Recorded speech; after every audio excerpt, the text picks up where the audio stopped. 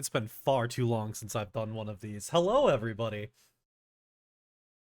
It's time for a Pristontale stream. Let's do it. Oh, I've been looking forward to this. It's been too long. I love streaming Pristontale. I just never, during the off seasons, I really struggle to, like, find the content, if you get what I mean. Like, you know, if you're just going to be playing Pristontale and just going to be doing your dailies and stuff like that every day, I don't feel like the content is there to justify streaming it. I don't know. I could be wrong. People might watch, but I've always kind of felt that it's minuscule. So I really enjoy seasons because then it's like, oh, okay, it's a new character, fresh character, doing all these new things, and it's just more exciting for everybody, I feel. I don't know. So I love that there's a season. I get to stream again. See, just adjusting my audio levels here. That's why I'm just talking. Yeah, I think that that's good. Kind of got a new mic location thing going on here, so I'm a little worried. My audio was all fucked up during the developer stream the other day, so I don't want to have that problem. So yeah, getting ready, just having a nice little drink here. I gotta do a little bit of stuff. We will start up momentarily.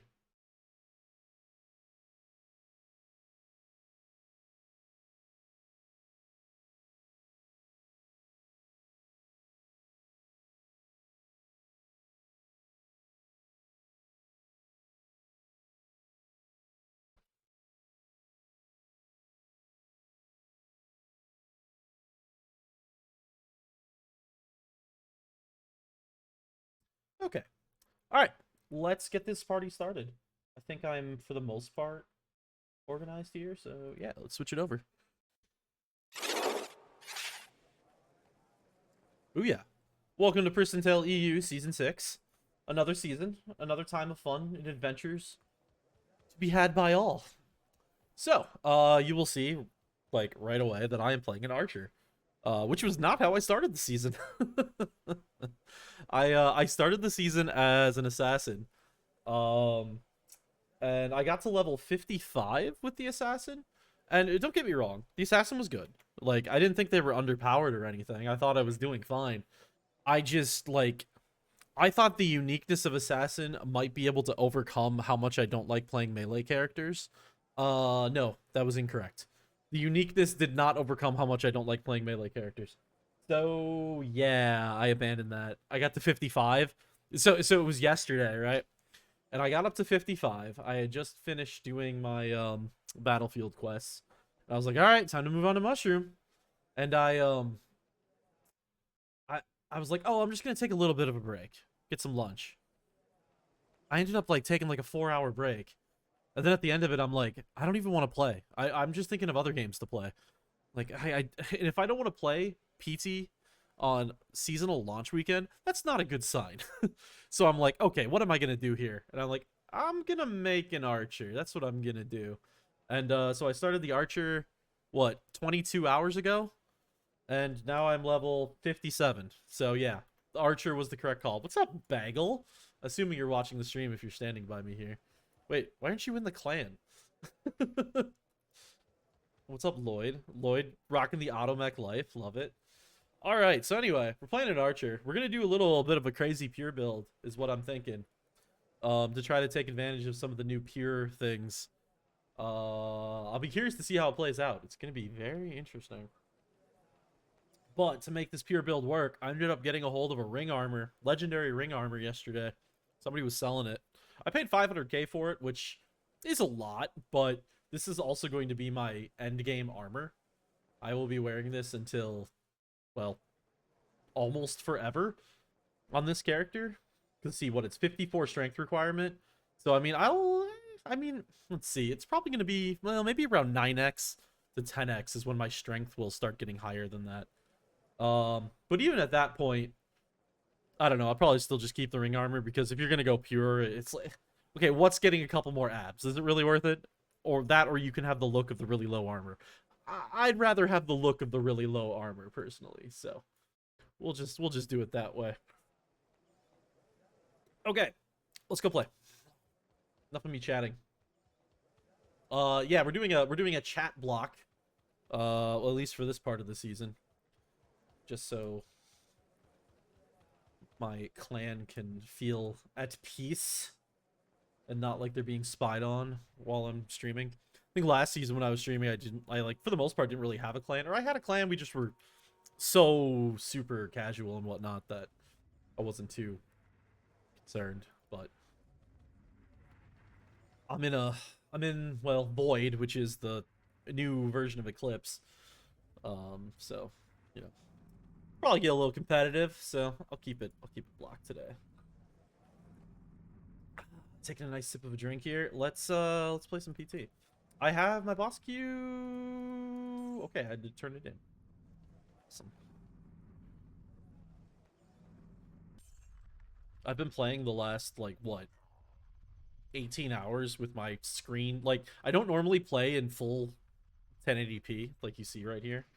I prefer when I'm playing alone to play it in like the 720p. But when I stream it, I like to switch it to 1080p. And so it feels really awkward now because it's like so much bigger than what I'm used to. I'm really okay. Really struggling with the audio volumes here, so bear with me.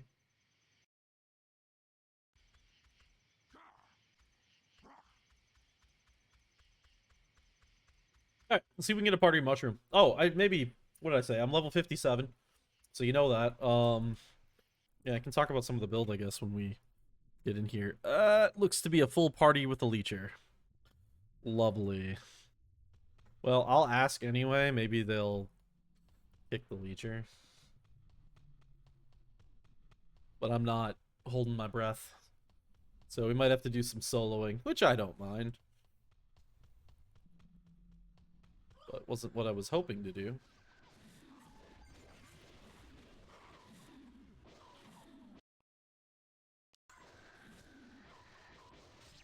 Full. Okay. Full with a leecher. Has anyone found a unique? I don't think so. I don't think anyone's found a unique yet, which is unfortunate. It's the unique is a difficult thing to figure out what to do for a drop rate. Like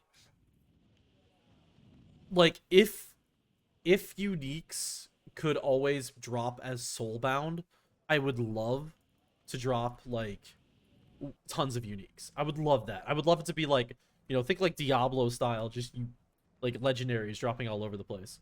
I would love that. The problem is it's not soulbound, so there's a market for it, so I gotta be very careful with how it gets introduced into the economy. It's been a while since I played. Do you think it has better AoE at the moment between Archer and Atlanta? Boy, it's really gonna come down to your playstyle. Because, like, if you really like line-based AoEs, then I would recommend Archer. If you want more of, like, centered around target AoE, then you could go with Atlanta to use, God, what is that skill called? Split? Not split jav. What's the one that slams the javelins into the ground and creates the two little explosions? Can't remember. But honestly, I don't know if either one of them's really gonna shine. Like, okay, I guess I should say Archer's gonna shine with line-based AoE, but yeah, that's really gonna be your deciding factor, honestly. AoE itself, there's not gonna be much difference in like the overall.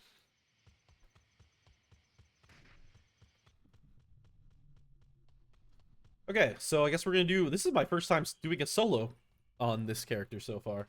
If I'm gonna do a solo, I need to change up how I'm approaching my skills. So I've been putting my AoE on my left click while I've been partying, because it's just been, I don't know, easier. But if I'm gonna be soloing, then I want to do it this way. Let's see here. I'm gonna need to find where I'm gonna solo. I don't want to solo here. Oh, well, there's a person here anyway, so no, I really don't want to solo here. Yeah, we're probably just gonna go to those reds down in the corner.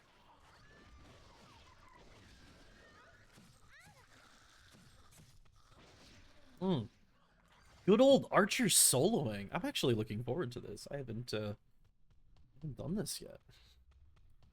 If I'm really ambitious, I might be able to pull those two red spawns together for one. They're too far apart. I think that would be a little too ambitious. All right, let's see what we got here. What's this spawn like? Okay, I like the flat surfaces. That's going to make things easier. And that one's more stuffed in the corner, isn't it? Yeah, okay, so we're going to go over here. And we will partake in my favorite Pristontale pastime, which is Archer AoE. Crossbows give me anxiety. They give me anxiety too, Longtrum. I agree. I hate crossbows. I can't wait to get my what is it called? Titan bow. How did I forget the name of a Titan bow? It's one of Archer's best weapons. Yeah, I'd still be using the Sagittarius if this thing wasn't a rare. It was just so much better. If it was like the old days where I think the ancient crossbow was actually speed 7, if I recall right, instead of speed 8, then I probably would still be using the Sagi, but it is speed 8, so I feel like the ancient crossbow qualified as that.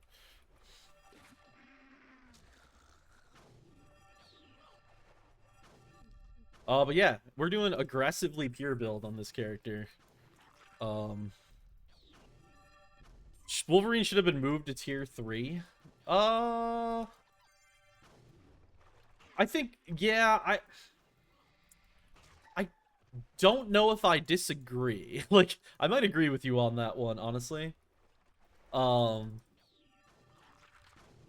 Because I was looking at how the skills were set up here, and I noticed that Wolf wasn't, or was in tier 4. And, with the fact that it's in tier 4, there's so many important skills in tier 4, that means I'm literally never gonna take Wolverine. Like, it's usually rare that I take Wolverine to start with, but the fact that it's in tier 4 and it's gonna share points with Phoenix Shot and FON, like, I'm not even gonna come close to touching it.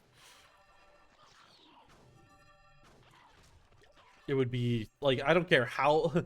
So, one of the things that I like to say about Wolverine, it's like, we keep buffing the pets, and, unless you make the pets, like... I don't even know what you'd have to make the pets become. I don't think you could make the pets do any amount of damage that would make me think that they actually are, like, good to use, if that makes sense. Because they have to go through the dumb AI. And the dumb AI just cannot... Well, it's dumb. It can't handle it. So, I don't know if... Yeah, I don't think there's very many situations where having a wolf is even worth it.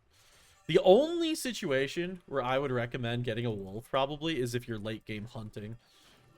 That's it. And even then, it's borderline. I think, what was it? When the 115 map came out, I did some hunting on Easy's Archer for a little bit. Oh, I got a slot. Let's see. Whoops, not that one.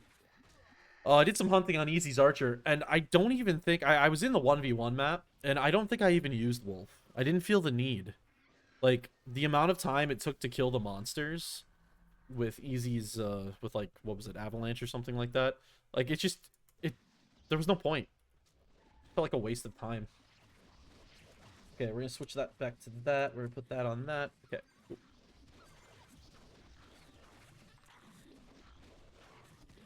And it was just so dumb all the time.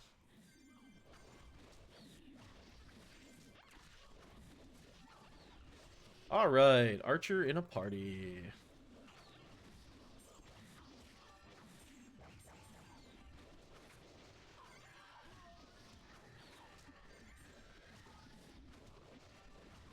Oh, I just enjoy this so much more than when I was playing the Assassin. I mean, I get it. A lot of people love melee classes. I understand.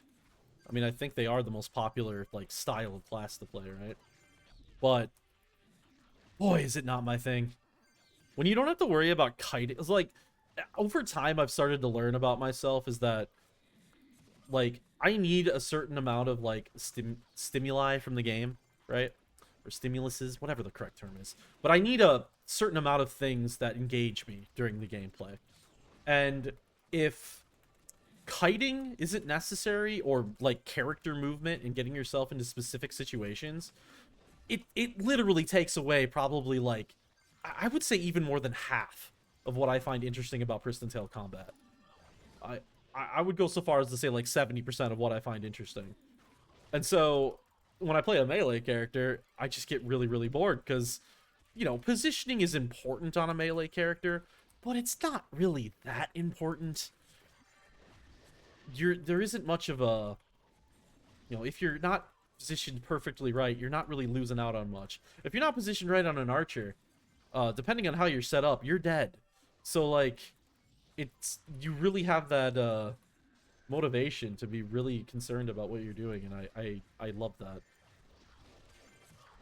And I especially plan on being that with this character because I'm planning on going like aggressively pure, like aggressively pure. So like my stats right now, because yeah, you can still see this, is I have 23 spirit. In fact, I only have 23 spirit because I recently got this amulet that adds 30 MP, and I decided it would be worth the investment. But up until I got that amulet, I was rocking base spirit. So I rocked base spirit until level 55. Because I just... No, I'm not even going to put spirit. I'm going as pure can be. Base health, base talent, base spirit. Well, I guess I'm not super pure at this point because I'm using the ring armor. It's a little bit higher level than is necessary for me at this point, I think. Like, what's my strength requirement on this armor? 34, yeah. I'm like 20, plus 20 strength that I need to be right now. Because of the ring armor. But, eventually that ring armor will be proper for me. Why am I not using my... Falcon. I'm following my standard leveling up approach with Archer for a while now, and it's pump all stat points into Golden Falcon. Like, what do I have right now? I have level 7. And basically leave everything else at level 1. For the survivability and the damage that it hits for. And then you want to make sure that, especially in these early maps, especially in the maps we're dealing with right now, mana supply can start to become a problem. So you want to make sure you're not pushing things to high mana usage. So right now I am using only level 1 perforation. I believe I've got level 4. Yeah, I've got level 4 perfect aim. I put a little bit into it. I felt comfortable with that. But you really want to be careful about your mana usage for between level... Let's see, what? Between level 55 and 65.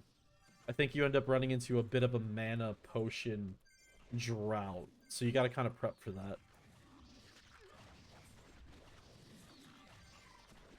Ooh, great bracelets. We'll take that. What we get? Atlanta spec. Ooh, add MP. I do like the add MP. Let's see here. Oh, shit. I have new boots. Dang it. I keep forgetting to put on my new boots. I got some level 55 boots. You're a wind arrow kind of guy? I am also. I prefer wind arrow. Over... Oops. I need to get that. I prefer wind arrow also. But if you aren't going to max the skill out, I think perfect aim is better. So as such, I have used perfect aim because I'm only at level 4. I plan on swapping that to wind arrow eventually. The problem with wind arrow is it's going to consume more mana just because of its faster attack speed, which is another big problem. So yeah, perfect aim is a temporary thing for me. We will reset that.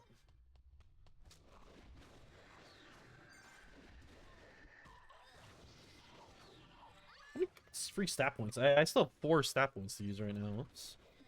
Oh well. Like I said, you just got to be so careful about that mana usage at this point in time in the game. I mean, I can already feel myself just draining my stashes that I had built up. And like, I'm using the Healing Phoenix. But I'm not using any, like, I'm not using any MP regens things. I don't want to.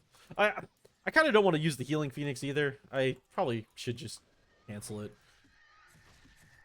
Because that can be such a swear in making like, oh, well, the pure build's fine. I don't know what your problem is. Well, it's like, yeah, because you got a Healing Phoenix on you at all times. But there's the other thing to think about, though, is it's like, I don't know really how much the Healing Phoenix is really doing because my... Freaking, I got 14 HP regen coming off of my Falcon anyway, so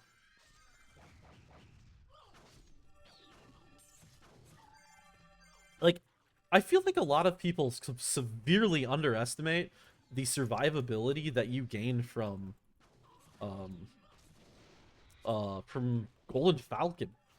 Like, so there's this thing I remember back from the original game. It was this, we, you know, Pristontale players always have their theories, right? Always have their theories. And there was this theory I remember way back in the day where somebody said that VL, Virtual Life, when cast on you, increases your abs. It doesn't. They were saying it didn't increase the number that you see, but it actually increases your abs, like in the background. And and it doesn't. Like that's not how it's ever worked. But there's a reason why people think that way, and it's because of the well, it's the increased mana pool, right? So if you have an increased mana pool, now when you get hit by something, the amount of percent of that mana pool, or sorry, health pool, the amount of percent of that health pool that gets taken out by that hit is less, which to like the viewer will look exactly like the effects of an absorption increase.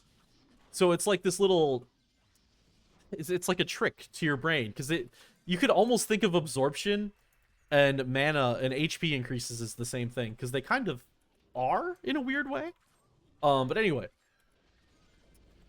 what I'm getting at here is that HP regen, I think, is also, you think of it as a regen. You think of it as a increased value that you gain per second. So you don't think of it as like an instant gain to stats. You think of it as a gain over time. But having a good regen value will actually make you feel considerably tankier, just because it's less often that you need to pot. And what is it that makes you feel less tanky? The amount of times you have to pot. So I think maxing Golden Falcon, I think, is very important for pretty much any archer, just because it really, really ups your tankiness, even though it's not actually upping skills that would be considered tanky.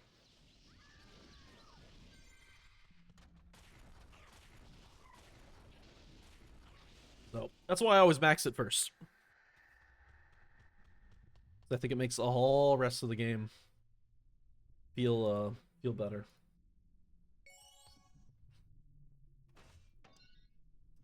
Is that ancient crossbow better than my own? Level 1 versus level 3. I don't know if I care too much about level 1 right now. I haven't really been missing shots. I don't. We're gonna keep it. Maybe use it later. Ooh, do I want to NPC that one too? I shouldn't. I probably should NPC that, but I'm going to. I don't want those. Even though they're archer spec, I don't want them.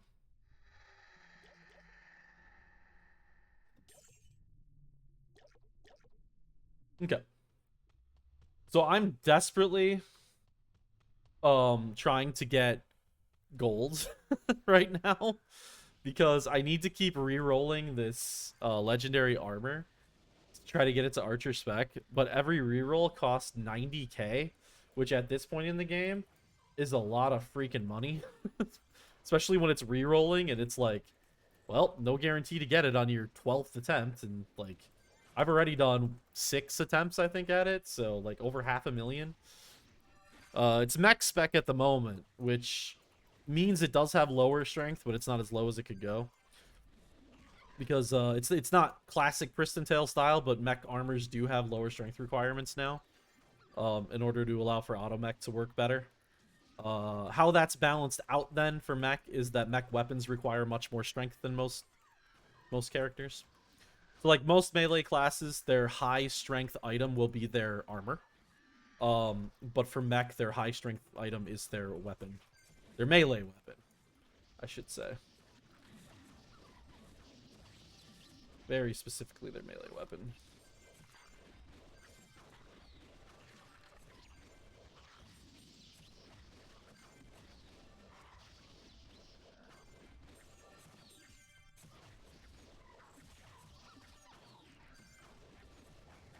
Let's see. I want to put these stats down. Okay. So, I've seen some comments about how quote unquote Pier's still not good. So, because you add so okay. I need to explain some things here. So I got a comment that pure isn't good still. Because they're like, oh, I added, you know, a bunch of stat points and I only gained this much damage. So what's going to matter when it comes to how pure builds work now is when are you, like, at what point in your stat distribution are you adding those stat points? So here's my example. If you haven't reached into the point where you're quote unquote pure in terms of your stats, like, see, how do I explain this easily? Well, I guess there's a really easy way to explain it without having to go into this weird descriptor.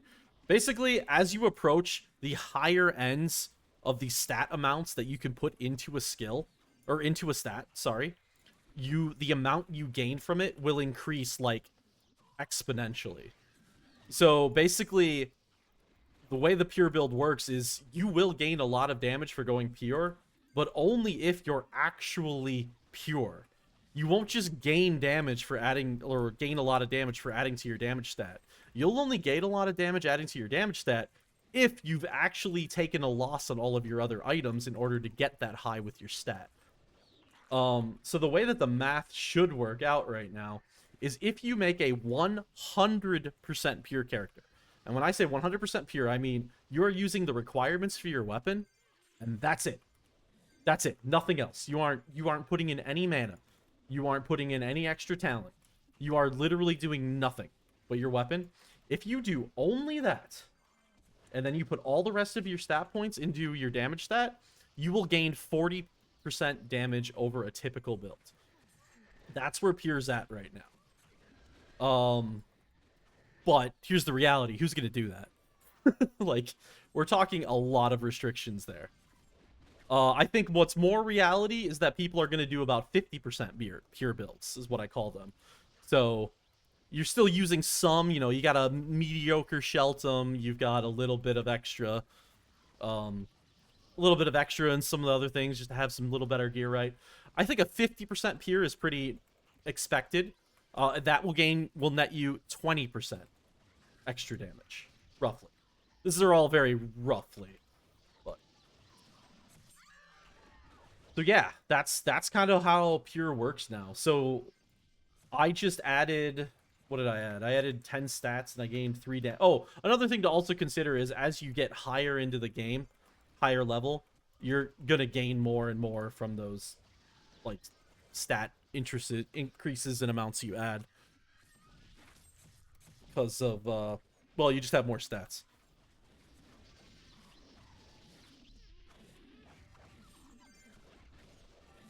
So yeah, that's why I'm playing this pure build. I want to give it a shot. I don't know what I would consider myself, what percent pure I'd consider myself right now. I'd like to make like an internal, probably only something the developers would use application to like determine what percentage pure a character is. Just so we could use it for balancing aspects, but I haven't done that. So when I say percent pure, it means if you were to use all at level items, and you were to use them at the requirement amount of stats, if you were to compare that against what your stat distribution would be if you're only using the requirements for your weapon, that is where you have this like difference that you can then use as like your pure percent. However much you've delved into that certain thing.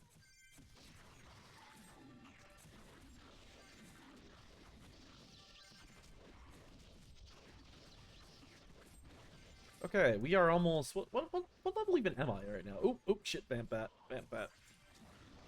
I don't even know what level I am anymore. 57, okay. We're almost 58.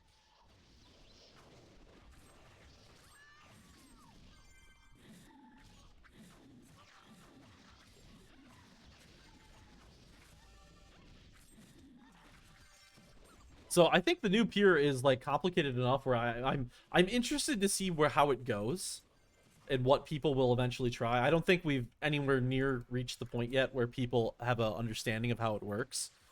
But eventually I think we will, and I'm gonna be very curious to see what builds come out of that, because I could see like potentially a pure build where you put, you know, X amount of health in, but keep minimum everything else, because that will work out best or something. I could see some things happening, and I'll be curious to see those that really love pures, like, what they will do with it. But this should be so much better than what last season had.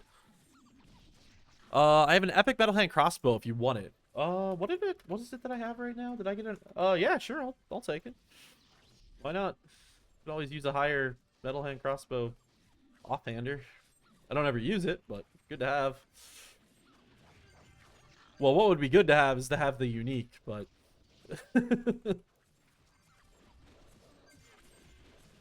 those need to be, drop rates on those need to be, I don't know what to do with them. I don't know what to do with them. They need to be rare, but they also can't be very frequent. They're supposed to be, yeah. I don't know. It's a confusing one.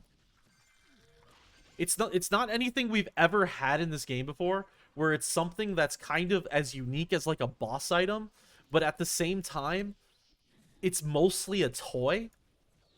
So where do you find the balance? Like, where does that fall in the overall of the game? I don't know. Where do uniques drop? They drop between the level 20 and level 40 maps. So that's another thing that I've thought about maybe we need to adjust, is switch it so the uniques can drop in, like, all maps. Even though they're level 30 items, maybe have them be available in all maps. They can still have their super rarity, but if they can drop in all maps, that means there's just more chances that people could get them anyway. So I don't know. I'm debating in my head how to approach them as we go forward. Because, yeah, obviously right now they're kind of a pointless aspect of the server, or of the season. Nobody's gotten one. So why even bother? But that's just because it's complex. So the last thing you want to do is make really cool, unique items. Spam a billion of them on the server, then nobody cares about regular itemization anymore. Which is why, if we ever want to do something like this for endgame, it's so complex. Because we don't want to fuck up regular itemization. And you run the risk of it.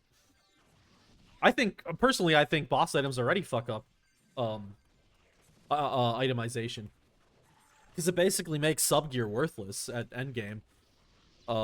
Like 115 bracelets, 115 boots, and stuff like that. Like, they're essentially worthless.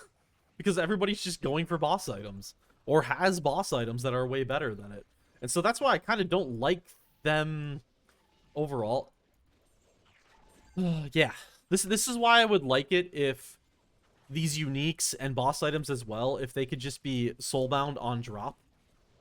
Because then at least there isn't a market for it, so you, like, have to be the one to get it yourself. So it doesn't really fuck up the itemization at endgame. It's like, oh, cool, I got one. I don't know. I struggle with... Yeah, for the 39 PvP event, they'll be amazing.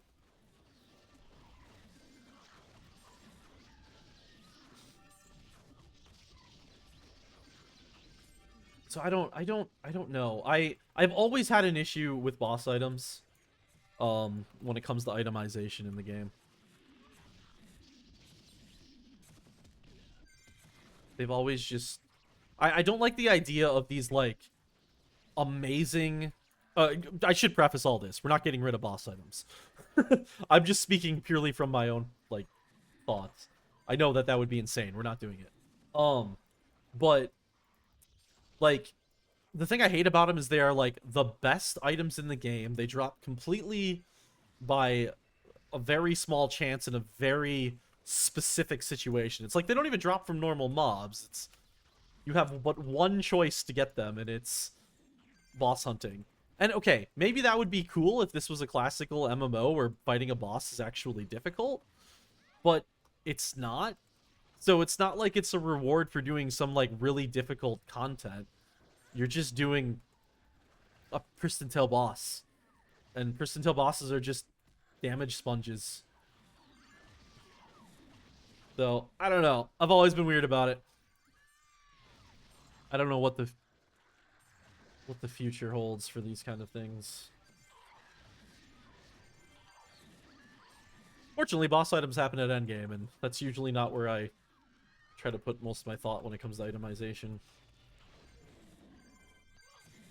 Occasionally, but not always.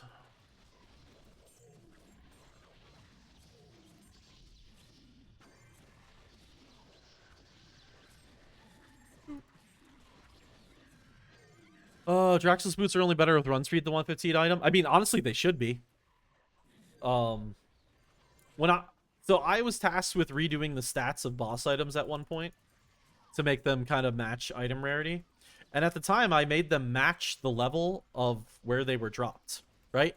So a Valento ring has, you know, pretty good stats for a level 90 item. You know, Moko boots have pretty good stats for a level 98 item, and so on and so forth. And I did that, and everybody, like, there was a lot of rage about that, because, like, oh, but these are boss items. I'm like, but they are still items at that level tier. You know, they, just because they do end up being used for longer, it doesn't matter. At least to me, it doesn't matter. It's like it's a level 98 item. It should be level 98 stats. But I don't know. Not everybody feels the same in that regard. But whatever. It's fine.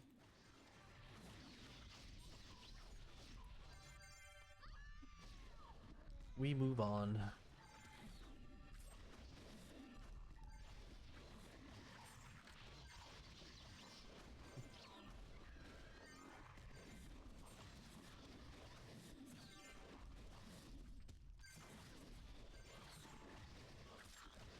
Oh, I leveled. I wasn't even paying attention. All right, one more level until I get my Titan bow. Unfortunately, I don't have a Titan bow. And also, unfortunately, because I have a rare ancient crossbow, I'm gonna need gonna need an uncommon at bare minimum. A common Titan bow is not gonna be good enough. Even in I don't know. An uncommon could potentially still be lower. Even if it's just a little bit lower, though, I'd probably use it because I'd like to just throw this ancient. Like, okay, so of all the crossbows in the game, the ancient crossbow isn't the ugliest one. There are far uglier ones. I'm looking at you, Grand Crossbow. But I still would drop it in a heartbeat when I can. Oh my god, the Grand Crossbow. Oh shit, how long have I had this quest done? I don't even know. Now I'm distracted by screaming. What was it? During last season, we did a tier list. Yeah, I did a tier list of all the shields in the game. I might have to do a tier list of all the bows in the game. I just need to, like, prep something ahead of time for those things. Because the night we did the tier list of all the shields, Tommy, on the stream here, made it while I was streaming, and then we did it. Yeah, I don't need those. I'm gonna keep those. And then I'm gonna keep that. Damn it. I have too much shit.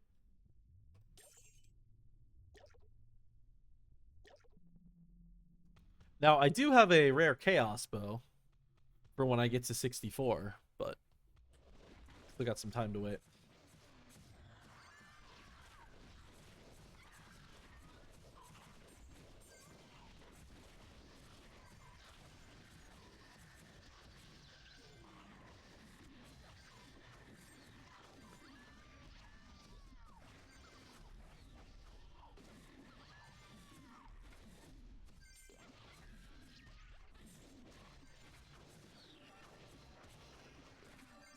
This might be one of my least favorite stretches of a seasonal leveling.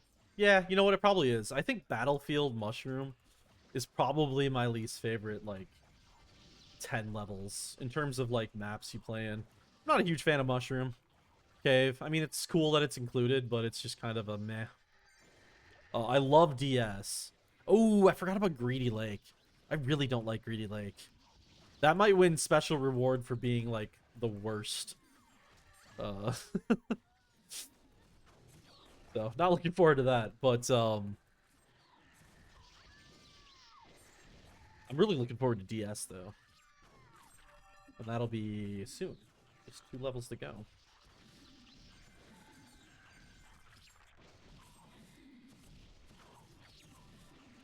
Also, I'm gonna definitely take the new entrance to DS. I'm probably not gonna need to because I'm gonna get to 60 in this party, and I could just walk over here to get in.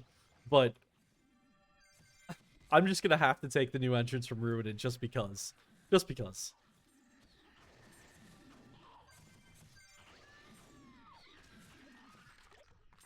It feels special.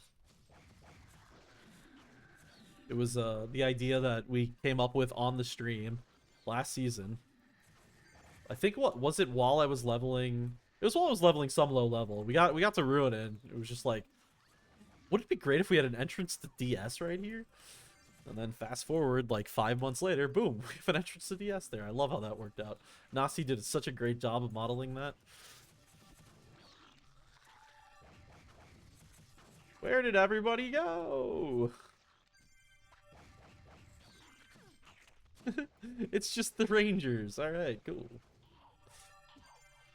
I mean, it's not really a problem for me, but unfortunate.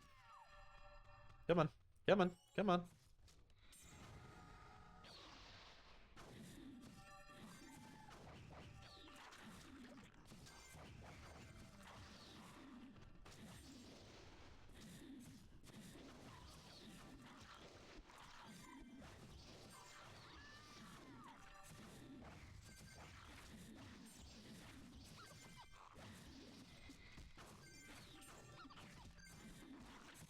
I turned off my mana flag mod. I think during season 5, and I really am regretting that right now. I would like it back. I need to make sure I'm getting every mana drop that I can right now.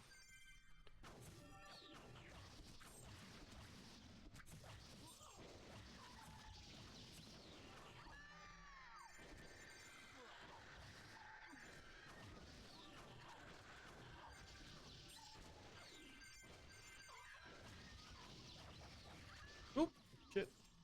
Stupid auto walk. Oh, well, so far I feel like this has been a pretty good season launch. I feel like there's been, obviously we had, you know, the restart we had to do on the first day. But it wasn't that big of a bug. It was, I mean, it was a big bug in terms of what damage it could have done to the server if not caught right away. But in terms of, like, the complexity of it, it was quite simple just to fix real quick. And I feel like, other than that, it's been a pretty smooth launch. I mean, obviously, Chaos was talking about the numbers.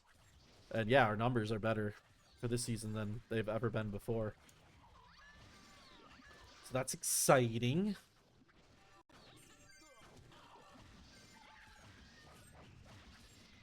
But yeah, it feels what I've loved so far about this season, and you know, things will probably change as time continues to go on. Every season there's usually that like one class that people get angry about, or like, you know, there's that one class that either is super underperforming or super overperforming, and that becomes the target of a lot of that initial launch furor. But we're not seeing that this season. I don't think there's really no one class that appears to be sticking out so far, which is great. I don't know if we've ever had that before. Maybe I'm just not in the right channels or something here, but feels like it's just not there this time, so. So I guess shout outs to Verb on that balancing then.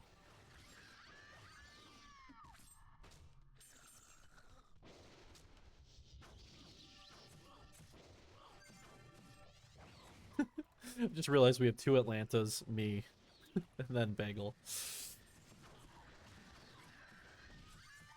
Bagel, I hope you're set up for tanking. It appears that is what you're doing.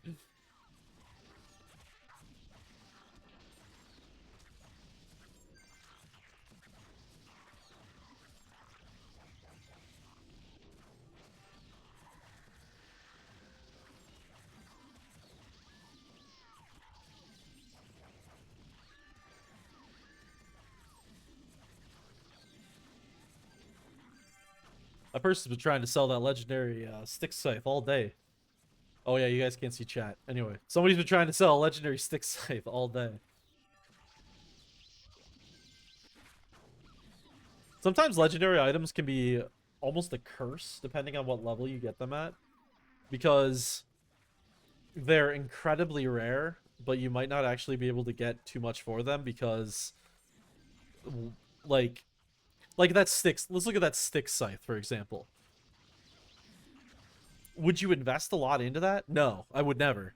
Like, it's cool. It'd be cool to have as like a, a toy, so to speak.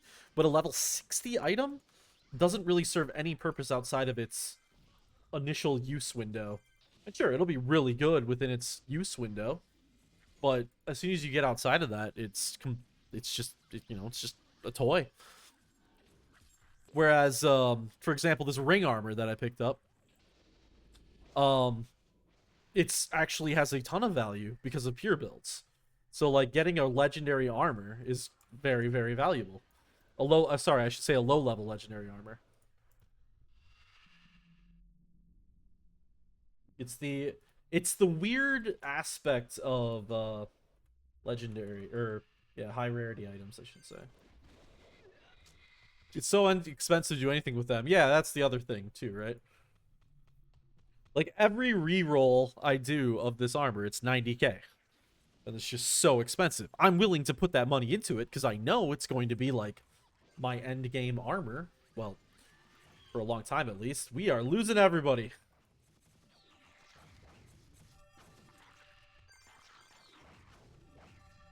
So I'm willing to do it. I just sorry, 1 second here. It's just still a lot of money. But yeah, but are you willing to do that on a are you really willing to do that on a level 60 weapon? I don't think so. Why? What would be the game?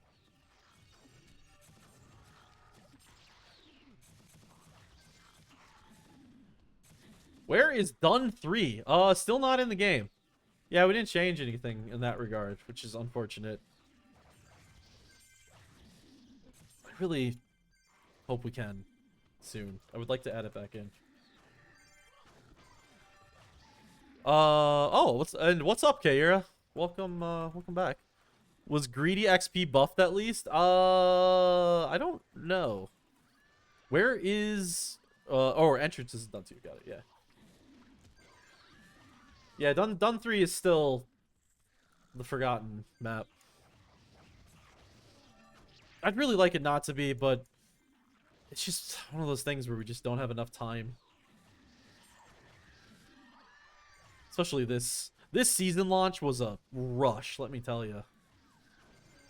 I mean, I think it's gone well. I think we got a lot of content out, but like it was not easy.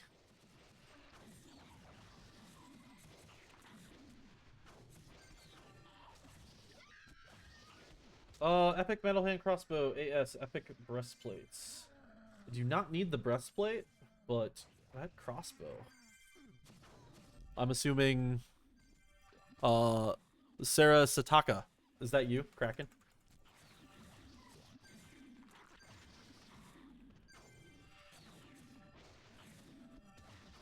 Glad to see almost every suggestion you said for assassin.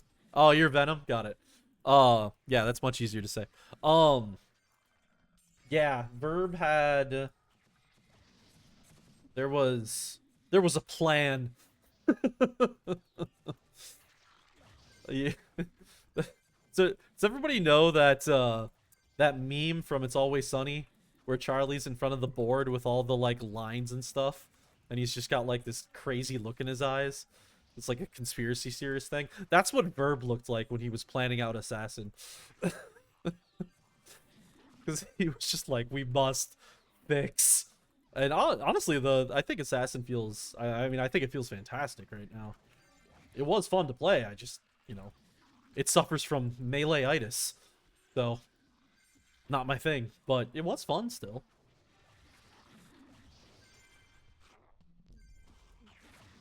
Venom, if you want to just offload that thing, my assassin is in Rick at the warehouse, Azith.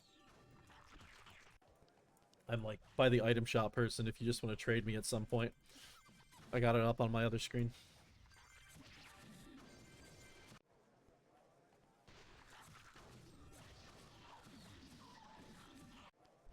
Thank you very much.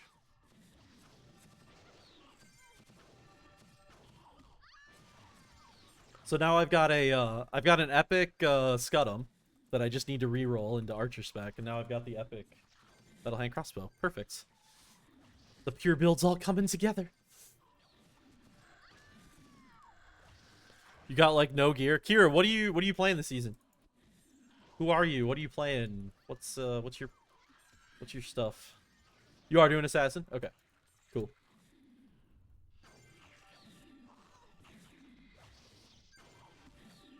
Trade this for your legend. Trade this for you. No way. No, get out of here. I like that it's Archer spec, but Aranaki. Okay.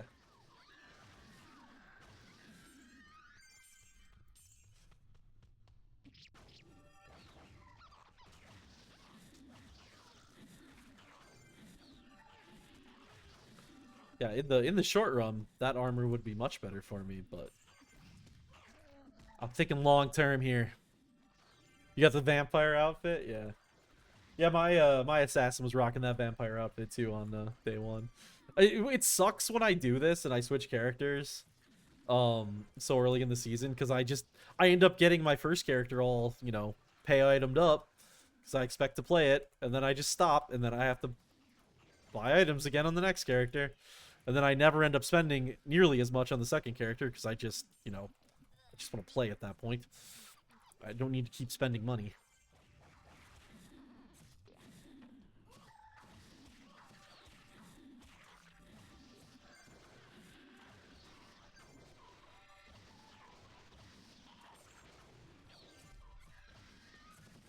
Bought it. Yo, you bought an NS costume on accident.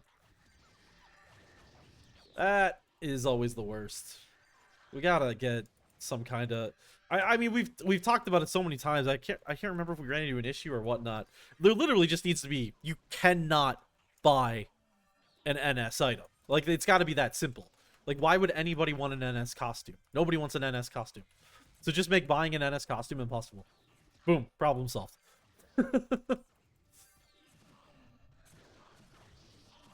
But I feel like there's some, like, weird complexity that was holding that up or something.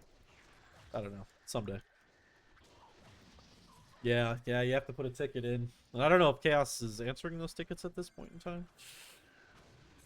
Because it's been a long few weeks. Is that on Monday? Yeah, okay. Understandable. That's understandable.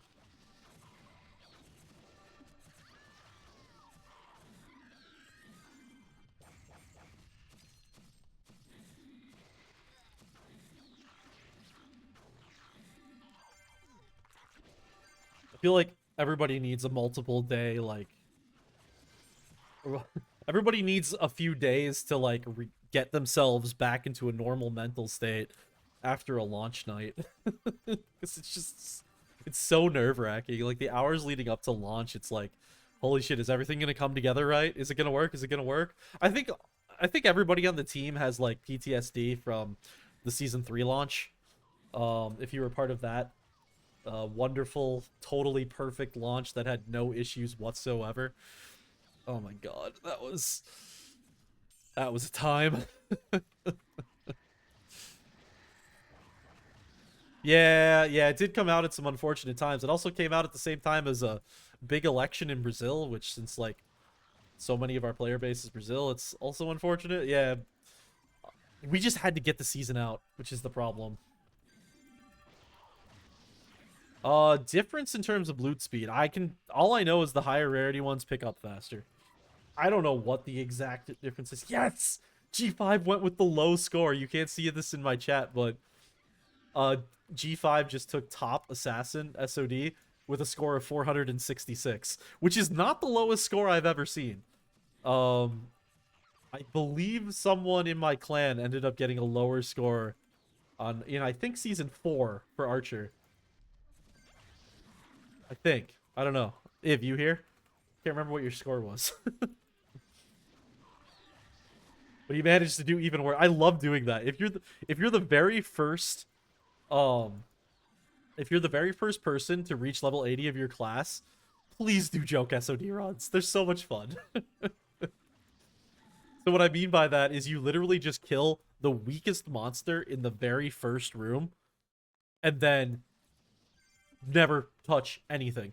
Finish all the way through round 8 without killing a single monster. Because you're going to get gold no matter what. You're the only one at that level. And honestly, so I think from a purely, like, if you're being super competitive, from a purely competitive standpoint, I also think it's the correct call. And you'd think to yourself, wait, why would you want to do that? It means somebody's going to beat your score really easily. Yes, but that's okay. Because then they're going to have to do their score to, like, their limit. Then you're going to instantly know their limit. You can beat it, and then continue on. Whereas if you set your score to begin with and you have nothing to go against, you don't really know if your score was good or not. So you might keep it, sure, but you also might not. So maybe just you take your competition, force them to make a move, and then if you force them into making a move, then you know you have to beat. I use this strategy when I'm doing SOD competitions on people quite a bit. What did you change on Fury? Well, it's kind of broken at the moment, unfortunately. It seems like one of the fixes... It's one of those things where it was tested so many times, and then... I don't know, whatever. Pristontale. What we did was, there's an AFK timer. So, if you don't attack for X amount of seconds, you get booted from the arena. There'll be a warning that'll pop up and be like, hey, start attacking now, or we're gonna boot you. There is also reduced experience that you gain from Fury, just overall. But to make up for the reduced experience you gain from Fury, there is now a buff that you get for just attending Fury that will increase your experience gain for an hour and a half by 5%. So just showing up, you don't even have to beat Fury, you'll get an hour and a half long buff that gives you 5% more experience. And it pauses in town. So you can do Fury, get your 5% buff, log off, go do something else, come back later and use it.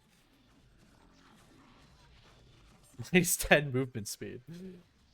The other change about Fury is that its health is scaling now. So it will scale depending on how many people are in the arena, essentially. It's the thing I would love us to do on, like, everything, but it works. We can only really do it with Fury.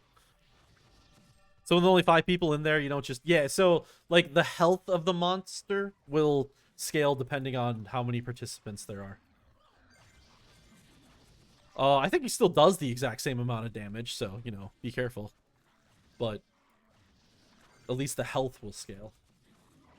And I would love us to be able to do that in more aspects of the game. The problem is that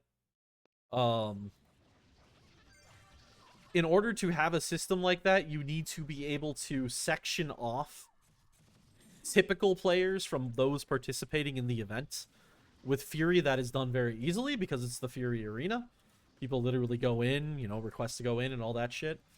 If it's just a general boss sitting in the middle of the map, like, how do we know who's actually attending it? Do we just go based on radius? Okay, well then people are just gonna hover outside of the radius until it spawns, and then they'll zip in and kill it with lower HP. Like, it's too easily manipulated. So that's why it's a system that doesn't really apply to the rest of the game quite easily. Which is sad, because I would love to put that in, like, all over the place. But it will. Maybe someday.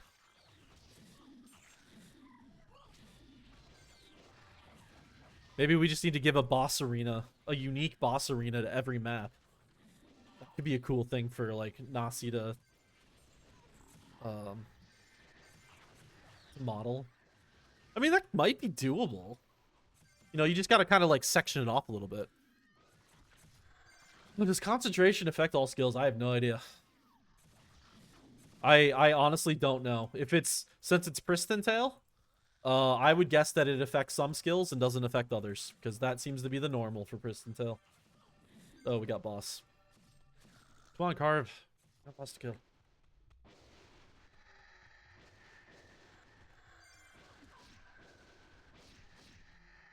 Yeah. I would say just assume it's Pristontale tradition. Some random skills will be affected by it, and some random skills won't. Why? I don't know. Because the code in the background is just weird. Want to pump for Cyclone, but don't trust it. Just give it a shot. We do have free event, girl. I mean, obviously you have to pay to buy your new skills back and train them. We don't have free training. We have free resets.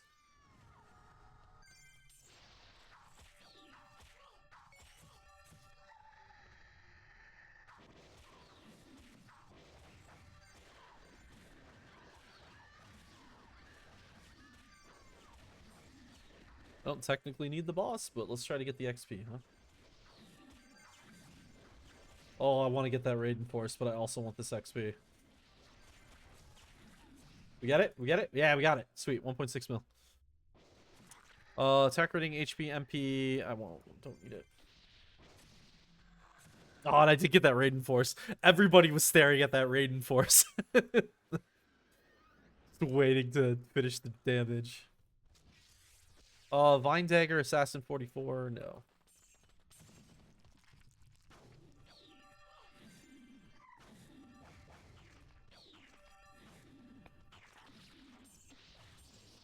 How is Fighter feeling, Venom?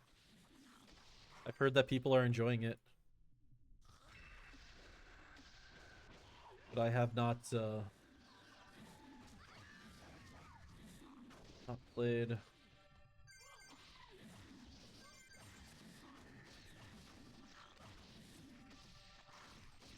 Also, if people are enjoying Fighter, then that means even more that you should never trust my gameplay on the developer stream to actually mean anything about how well a build is played. People were like judging the classes so heavily after that. I'm like, guys, it's me playing a melee character. Like, set your expectations right. It's not only that, but when you think about those developer streams, most cases when I'm hopping on some of those classes, I've never played the class in this new setup at all. Like, the characters setup for skills overall, like maybe the passives aren't in the right spots, maybe you know, not using, I don't even know, the right gear, stat distribution, whatever. Like, I have set up nothing, so the character is like as unoptimized as humanly possible. So it's really, I really do stress not making judgments from those developer streams. I know everybody is just itching at that point to start making judgments about things, but boy, do I stress not doing that, because it's just not accurate. But it's going to keep happening every time, as long as we do developer streams, so it's just the way it is.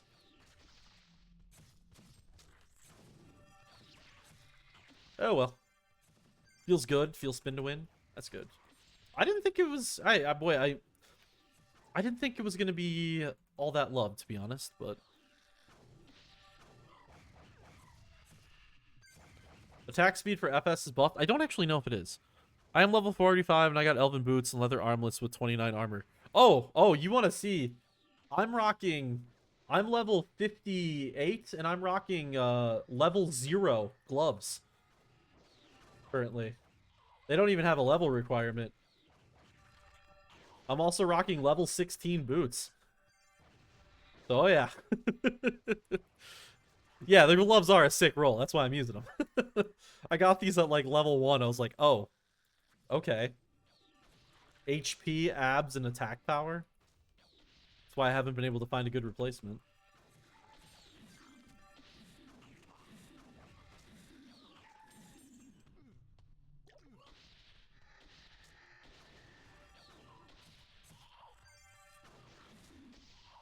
I have new boots that I need to go grab, but I keep forgetting to grab them because I have to mix them. So the only way that this pure build is going to work is if I am always doing an MP mix on my boots. Or else I don't have a big enough mana pool because I'm going such min spirit. So I have 231 mana pool right now, which you probably are like, oh, that's pretty normal for this level. Yeah, that's with plus 90 from my boots. So, like, oh, it's not even plus 90 from my boots. That's also with plus 30 from my amulet. So, like, Yeah. My spirit is very low. So I cannot afford to lose much.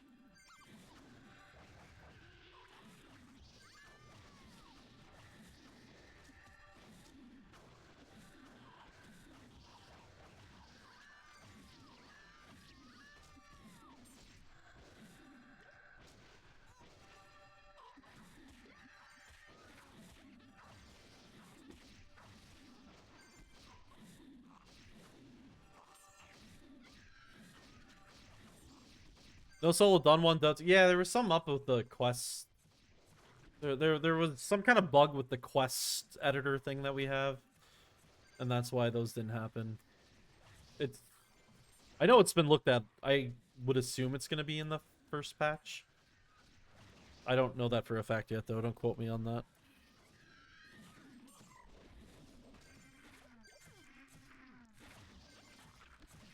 But yeah, no, that was unfortunate. Also, that the Mushroom Cave quest didn't work on day one. That was also unfortunate. It's so hard to catch all the bugs. At least these weren't like nobody can play bugs, so.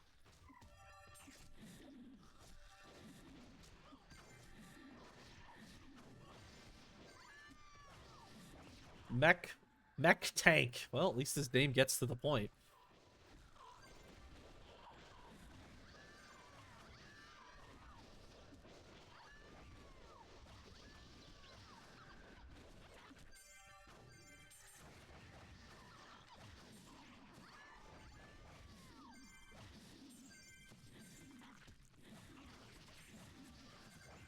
Alright, let's see here. I need to swap in some pots. There we go.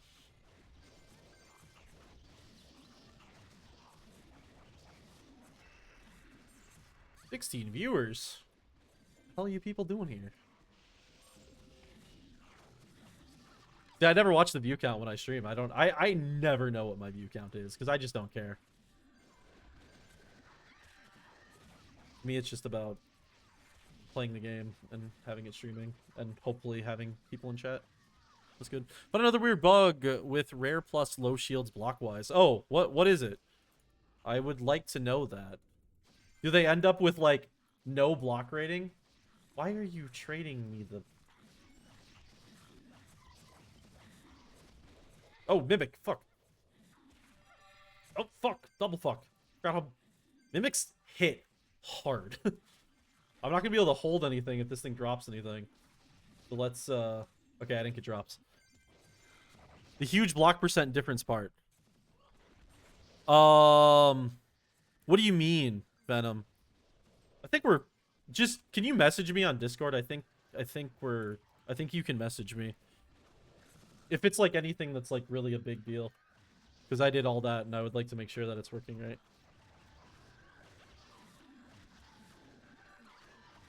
You're obsessed with viewer count when you stream? I think when my very first ever streams I did, and I found myself like, I would just stare at it all the time. And it's just like, if I want to engage and try to like focus less on it, I don't know, wasn't good. Wasn't good for me. So I have purposely decided to hide every single way that I can see it.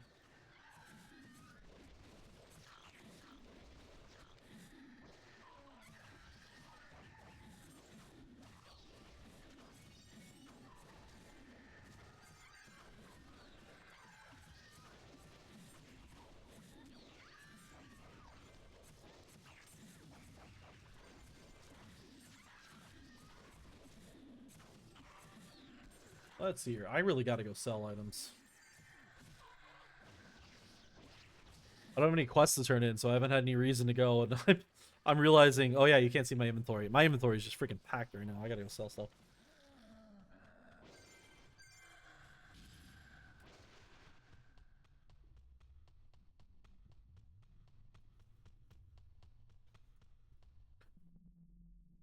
Oops, what am I doing?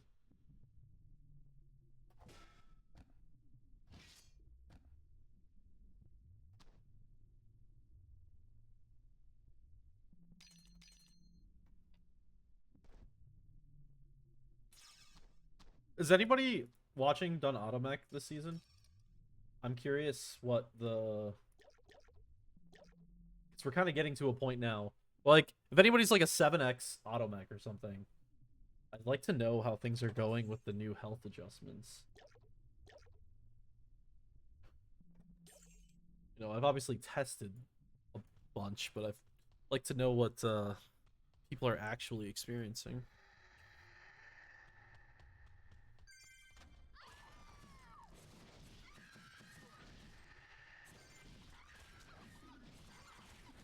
That or a tank mech. If anybody's tank mech, I would also like to know that. This tank mech did get a little bit of a switcheroo in terms of amount of HP. For tank mech specifically should be better. What was the question? 7x? Oh, I'm looking for a 7x auto mech. I want to know what they feel about the health adjustments on auto mech. I mean, obviously people will hate it, but I want to know, like, how difficult is it making it feel? Oh yeah, I guess I could ask Lloyd. Psychic. Yeah, I'll talk to Lloyd. Or Psychic, sorry.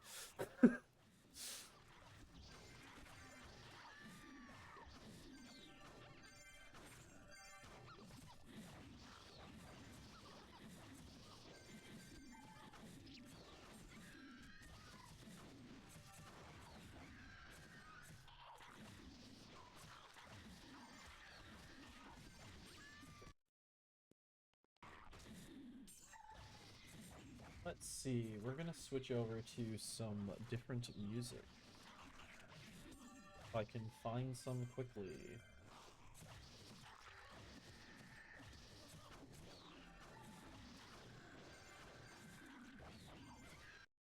This might be good. My epic Scudum is 4% from perfect. Yeah, Scudums have such a huge range. They've always had that, actually. If you remember from the olden days. For whatever reason, the original developers decided that a Scudum should just have an insane block range. And, well, even with all the changes, I haven't changed that. It's classic. It's weird. I get it. It's even more weird now that the block ratings go so low.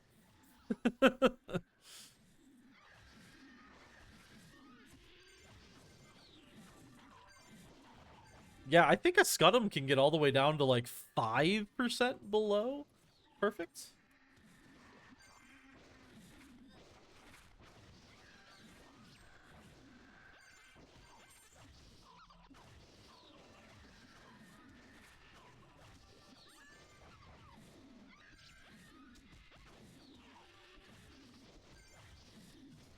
Main staff for assassin is strength.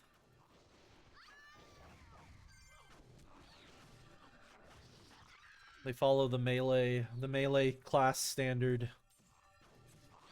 It would kind of make sense if assassin could like gain from agility and strength or something, maybe. But we're just keeping it simple. They're just strength.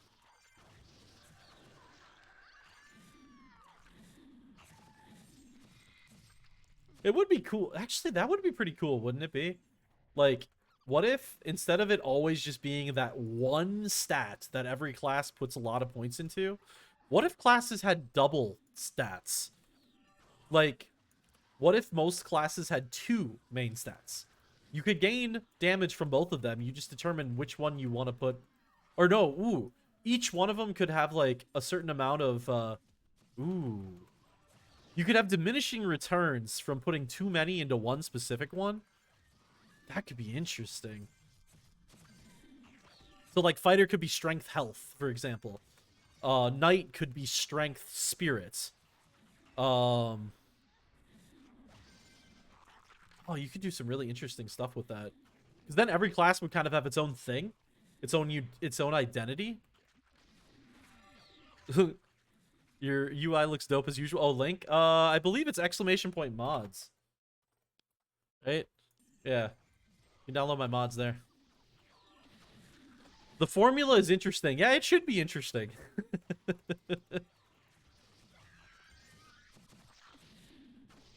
It should be very interesting.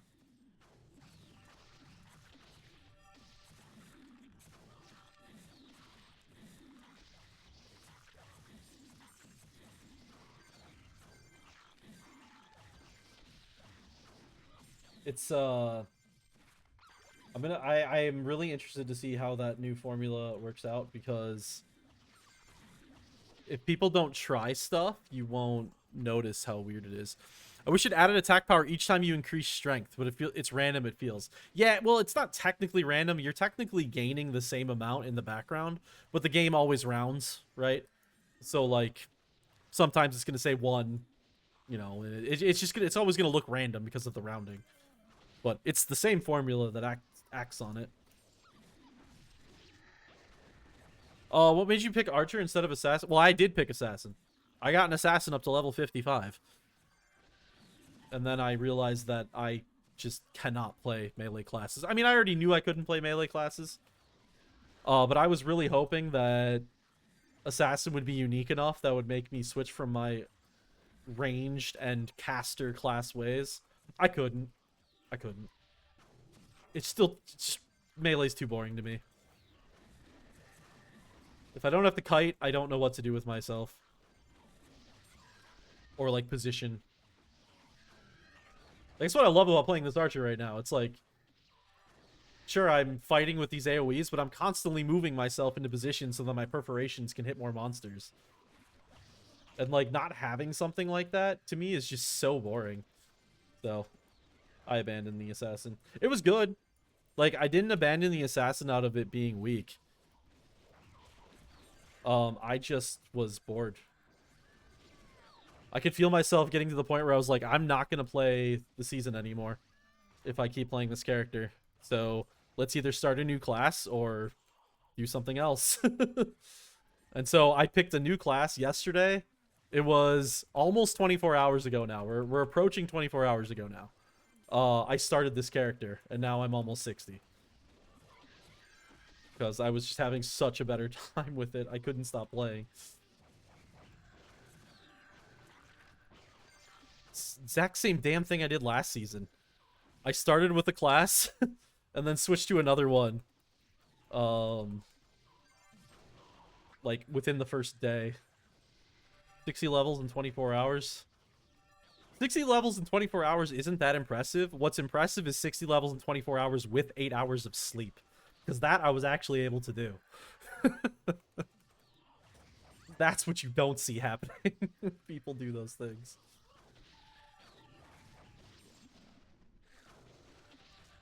But yeah, I kind of just went really hard yesterday. You gave up Shaman the sound effect of the first skill. Wait, are you talking oh no, okay, never mind. So here's the funny thing about Shaman's sound effect. What is it called again? What's it called again? It's now a T4 skill. Their ranged AoE like 12-second cooldown one. I can't remember what it's called anymore. Like spectral something. Anyway, it used to have the world's most annoying sound. Like, honestly, spiritual flare? Yeah, I think that was it. It used to have the world's most annoying sound. It sounded like glass breaking. I'm sure everybody who's played Shaman knows exactly what I'm talking about. I was tasked with redoing the effect for that skill, and when I was redoing the effect, I just could not handle the noise anymore, and so I redid the noise for it too, to make it like not want to rip your ears out every time it activated. So it should be a lot better now. I guess we'd have to talk to a 7x shaman to know for sure if it's agreed, or a 6x shaman. But where's the sound for raving? Yeah, I heard about that the raving sound was missing. I don't know. Has that not always been a thing? Because I didn't touch it. Was it on Babel? Oh, they don't have it either? Oh. What the hell happened to raving?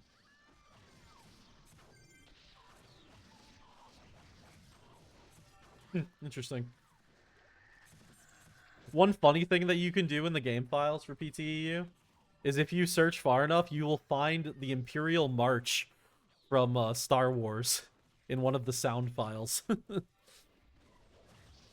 I don't know why. The code that PTEU uses, and like the server beforehand that was using this code I guess, had some event that wanted to use the Star Wars Imperial March.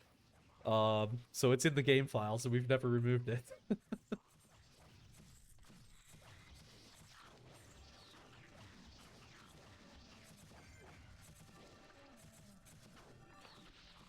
All right, we need 87% to go. Save it for Star Wars event. I don't know if we, like, do you really want to try to poke the giant that is Disney? Like, poking the not giant that is Masong Soft is not as big of a deal, but Disney? Oh god. They will kill you.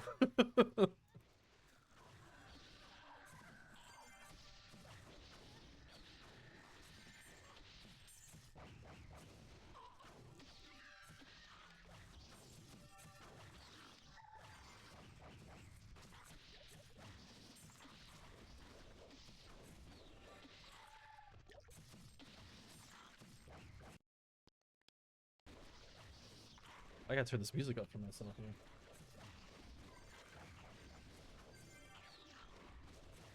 Add lightsabers to the item shop. Don't we have lightsabers during the Star Wars event?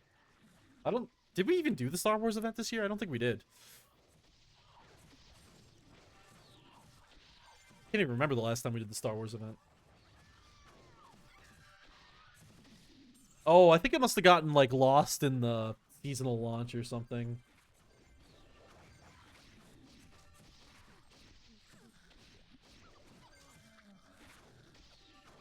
Last one was...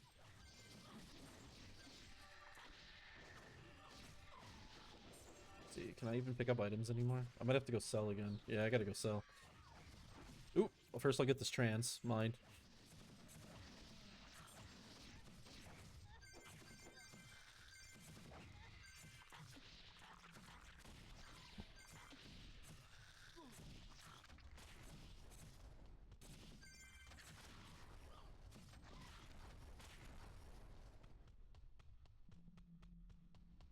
So, I don't really drink soda ever in life.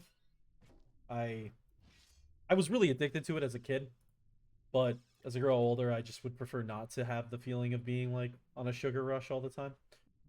Um, but there's one event that I will buy soda for in my life. Seasonal launch weekends. So I bought like a little 6-pack for the seasonal launch weekend, and I just finished the last one. Now I'm sad. I'm not gonna have another soda for another like 4 months. Oh well.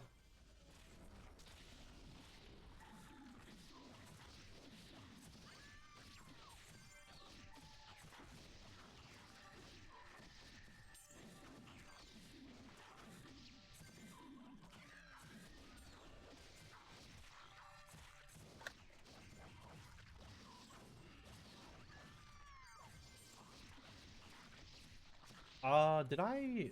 So what a... I really gotta clean up my freaking inventory. I got too much shit on me right now.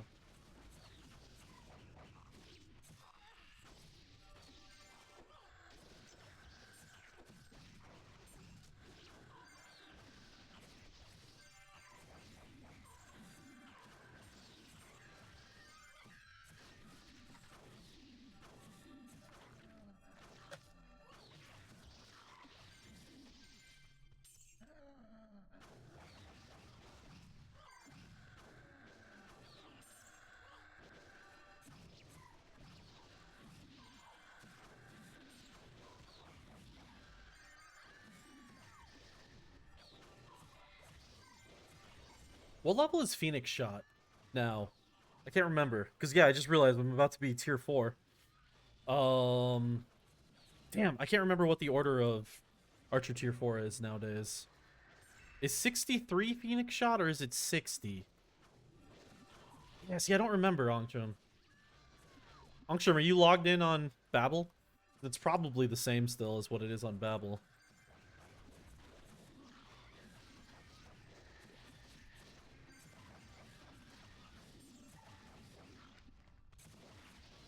Oh, I'm about to run out of mana pots.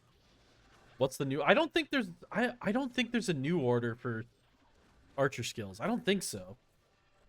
I don't think Archer got that many changes made to her.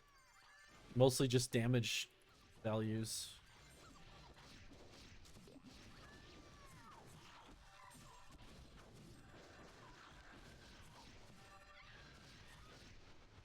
It's the first T4 skill? Okay. So, normally when I'm doing an archer, in the modern times, I normally do level up my perforation. So because of that, I usually end up skipping Phoenix Shot when I first unlock it and wait till it's a higher level before I start using it. But because this season I am dealing with such mana restrictions due to my low spirit that I've been going low mana, well, you know, low level skills for low mana requirements, I might switch into Phoenix Shot right away at 60. Because A, it's going to use even less mana because of the charging aspect, and B, it's probably going to still be better damage than my level 1 perf. So, yeah. I'll take a look at that. Normally I wouldn't, but this season I might.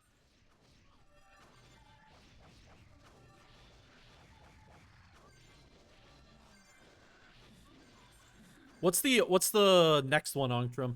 Is it Wolf or is it FON?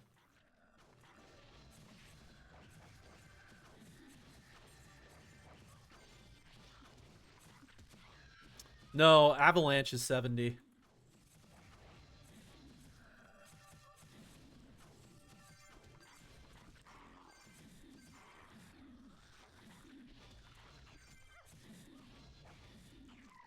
Just clicking here. FON is 66. FON at 63. Okay. So then what I'll probably end up doing is I will... Honestly, I'm probably going to skip the rest of T... What does level 1 FON do? Is that worth it? Well, I guess if it's FON at 63, that's actually really good. So what I'll probably end up doing is I will start putting points only into Phoenix Shot. I'll take level 1 FON. I probably won't put any more points into it. And I will skip Wolf and Avalanche. Just completely skip them. And then just dedicate to Phoenix Shot. And then I'll probably, since I won't be taking any Avalanche, I won't have like that dedicated single target. 2% attack color plus 2% attack rating. Well, that's not really even worth it to grab at level 1, but I think I'm going to have the stat point to grab it at level 1 regardless. Just because of level requirement things, so I'll probably do it anyway. I'm going to have to go steal mana off my character and Rick.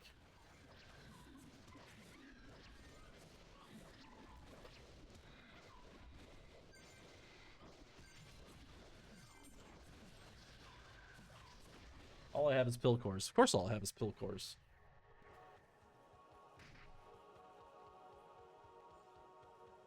Hey, look, an archer. Oh, it's auto mech. Great name for an archer.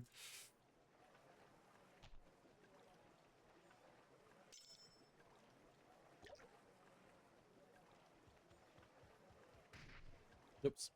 I was going to grab a Rick core here. I was going to be lazy.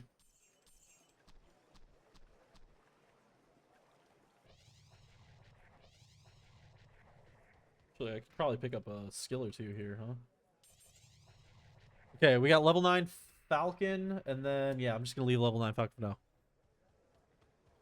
Oh, Cortex, how you doing? Thanks for stopping by. Yeah, season 6 start is going...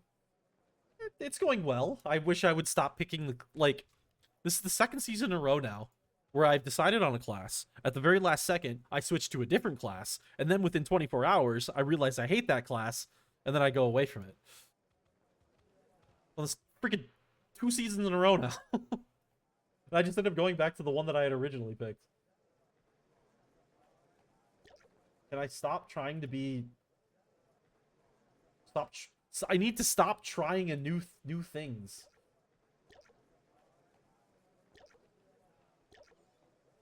Undead Axe would like a party request. Why, yes, you can join up, Duncan. I really need to get this shit off this character. Oh, nowhere to put it. I don't have my mule logged on.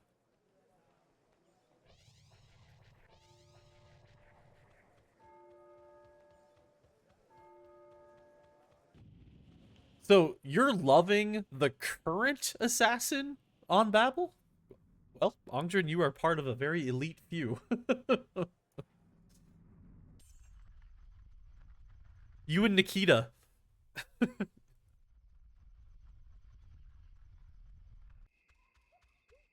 Job taking a lot of time, moving to a new place. Gotcha.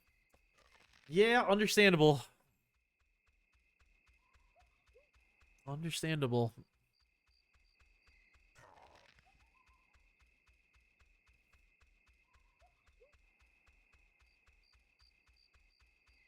So, with when this season launched, it means it's going to end like... Oh god, I just realized how horrible the timing is going to be for the end of this season. Uh...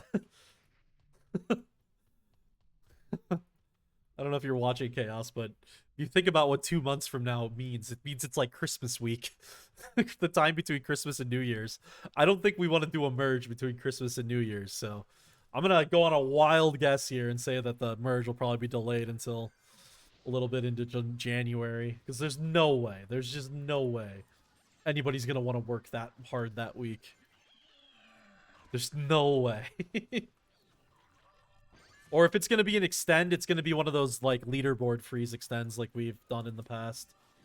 So, it still only lasts the 2 months, but you just aren't merged officially. I can see that happening.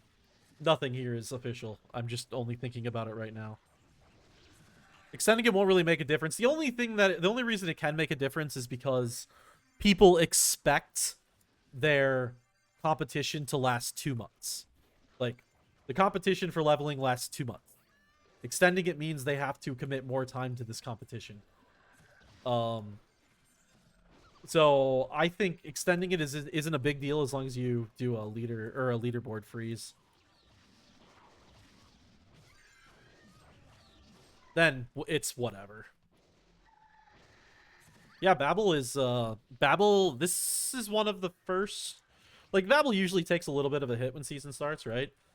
This season, Babel has taken very little. If anything. I don't know. Chaos can actually speak to it exactly, but I don't think it's been much at all. So, good.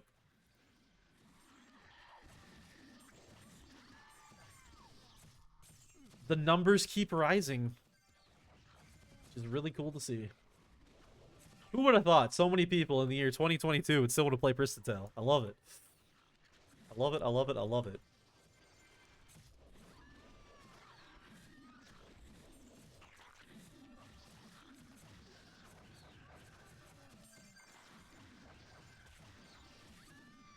Oh, there's this kind of a mod I have running on my client right now that I just remembered I have, and holy shit, those witches do not like me.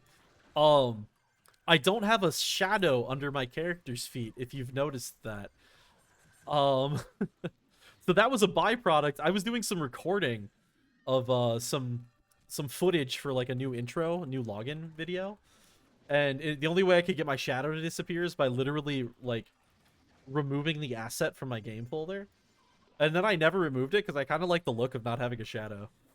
And so now I just don't play with shadow under my character anymore. Hop off to watch some Formula 1. Oh yeah, Formula 1. I forgot about that today. Gotta work. Yeah, see ya, Cortex. I started my stream and I totally forgot that Formula 1's happening. But yeah, thanks for stopping by.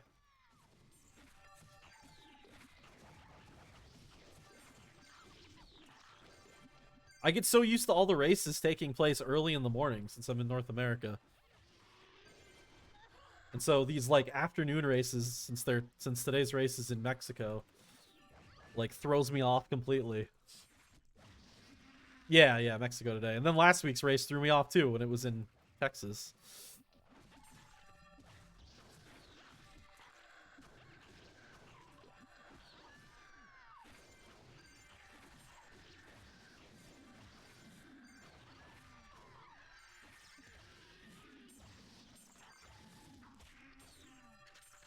Come on, guys. All right, we just got a clusterfuck of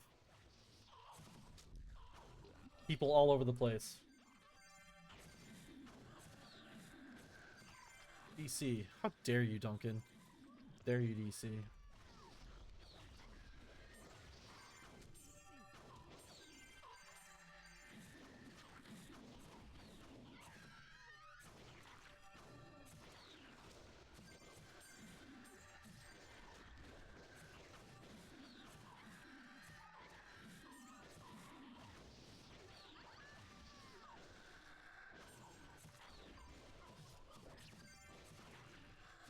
Oh, I'm the same level as... Am I the same level as Duncan? No, I'm higher than Duncan. He's 58. I'm 59.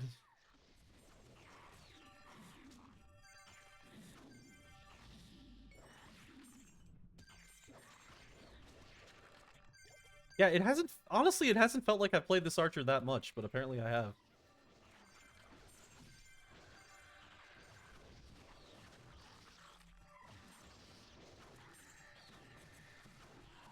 Wait, does Duncan even know this is me? I don't know if Duncan knows that this is my archer, unless he's watching the stream right now.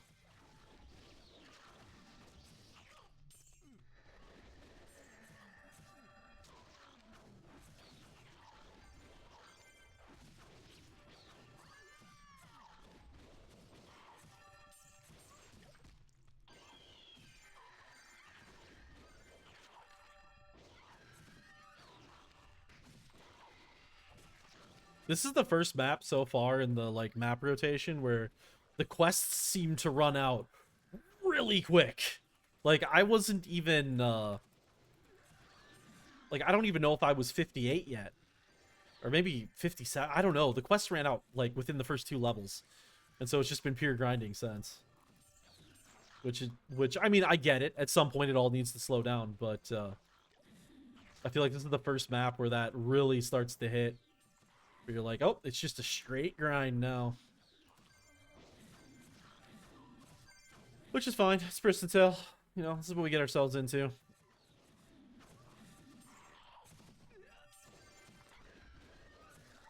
If we didn't like the grind, we wouldn't be playing here. You feel that in CT1? Yeah.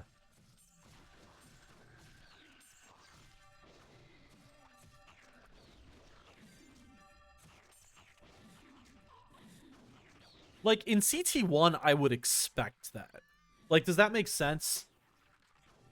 From, like, an overtime thing. Like I would expect when you get to CT1 that you're going to be there for a bit. And it's going to take... It's going to take, like, a day. Probably. Maybe a little less than that, but... I expect that from CT1, CT2. I kind of would expect it to start happening with DS a little bit.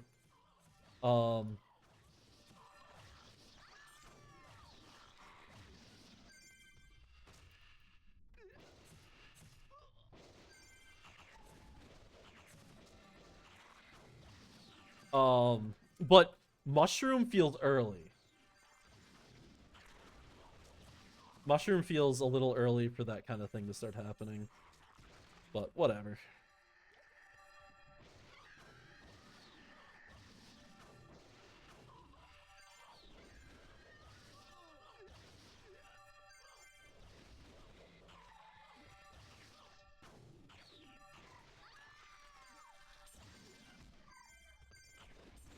Have 3 slots free. No.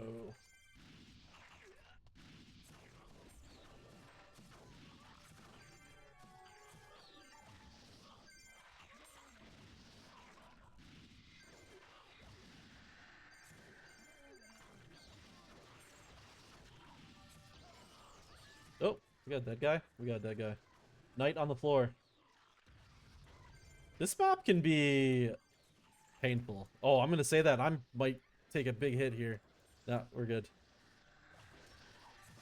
Saw that coming. I was like, I'm going to get flinched by the witches, and then the vampiric bat, which hits like a freaking truck, is going to hit me, and that's going to be painful. We're live. Still have not died on this character? Yeah, I haven't died on this character yet. So let's see how long we can keep that going this time around. Sure, it'll end at some point. Especially since it's an archer. Because, like, an archer, you can die... If you, like, are chatting or something, you die so quickly. Yep, no deaths yet. Base health. And low armor.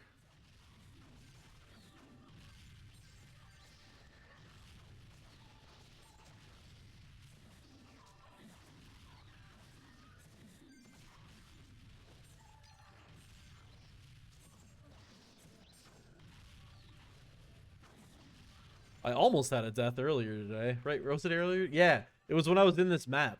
I got chatted by somebody, so I was messaging them back, and at that exact same moment, 2 vampiric bats spawned on top of me. And yeah, I got to like 1 HP remaining before I was able to get that health pot spam going.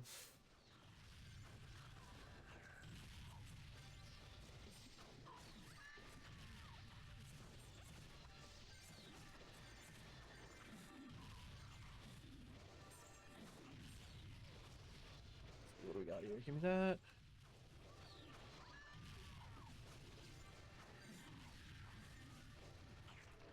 Lord Voldemort, don't go AFK right there.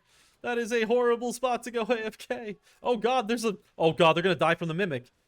The Mimic does huge damage. Oh, okay, good. Whew. Sagi, I will take that, even though I'm not gonna be able to hold it. Throwing Trident, I will take. And I guess we'll take the Dark Moon. Yeah, okay. I know Huntmond Ash. I didn't know I was leader. When did I get made leader?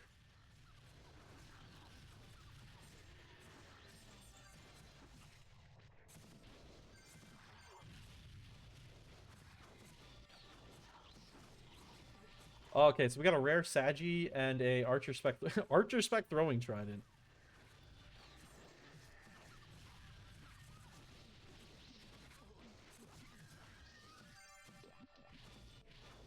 Should I keep the Archer Spec Throwing Trident as my like joke weapon? I remember back in the original game, I used to. What does Lord Voldemort want? Oh god, no, I don't need it. I do not need it.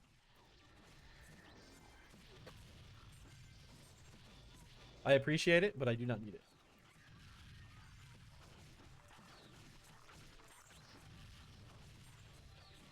Oh, I remember back in the original game, just because, I don't know, because the original game was weird at times. I remember using a javelin as my offhander on my archer. I would never do that these days, because then you can't cast, like, FON or something with your offhand, so it's kind of pointless.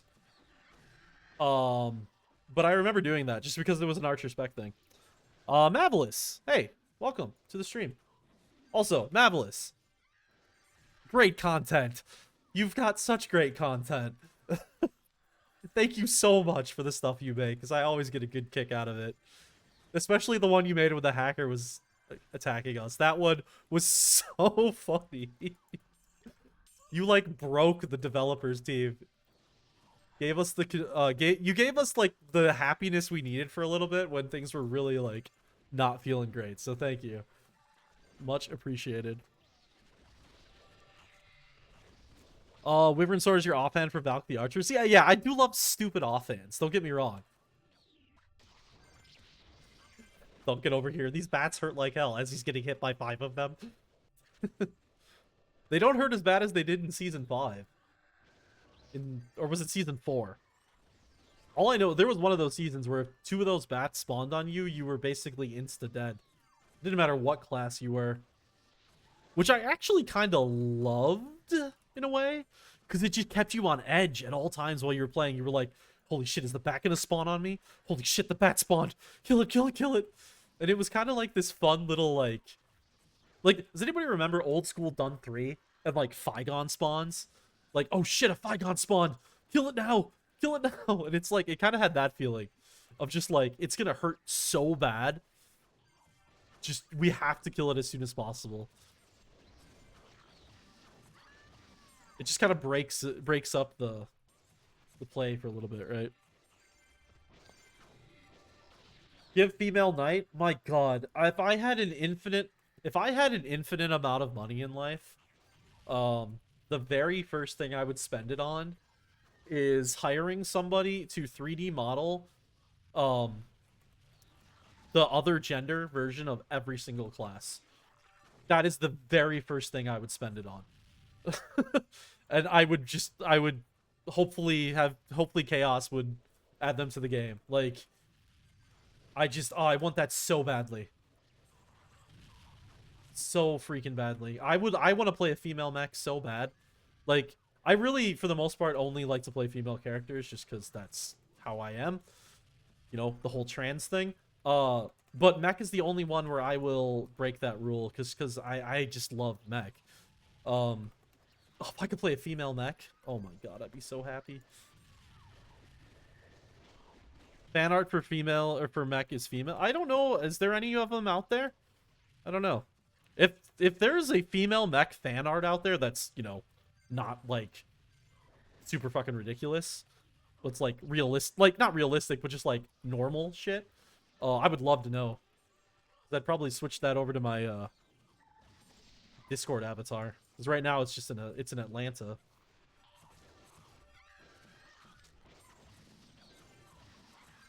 Let's see, I gotta go sell.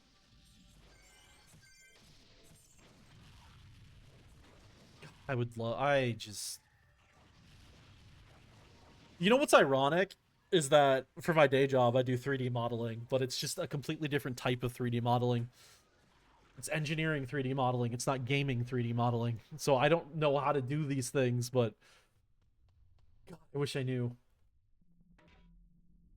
I don't want to sell some of this stuff, but I just have no space in my inventory anymore, so we're nuking some really valuable items because I just don't have the patience anymore.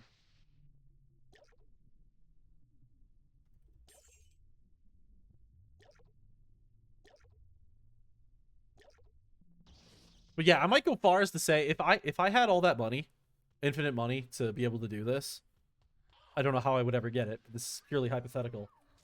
And I would be like I would like to, and only of course if Chaos agreed, I would love to add that to the game, but not have it cost any money. Like I think there would be a lot of like desire, I think, to hide, to not hide, but to put something like that behind a paywall, like, oh, you know, pay X amount and now you can pick the other. But like, no, if I did that, I would like want it to be something that everybody could use because I think that's really important. I think people should be able to do that.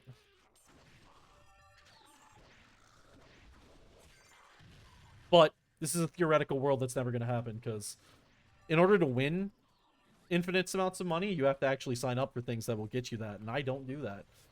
I'm not a gambler, so oh well.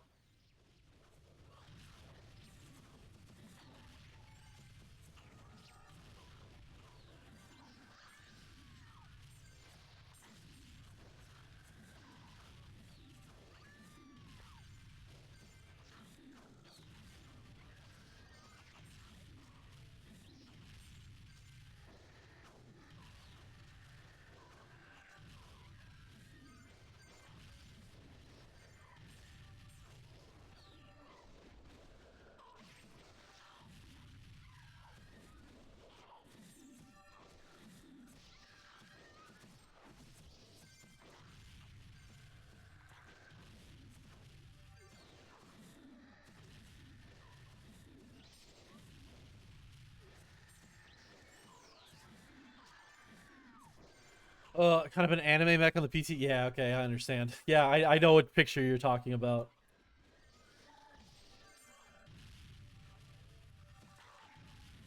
I got the link.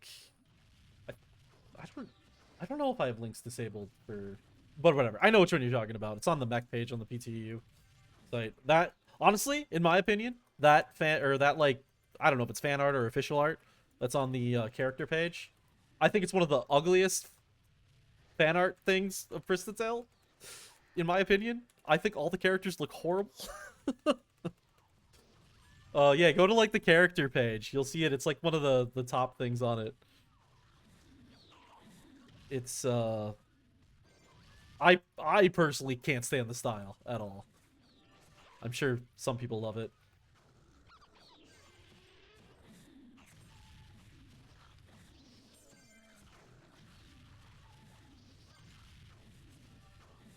I am not one of those people.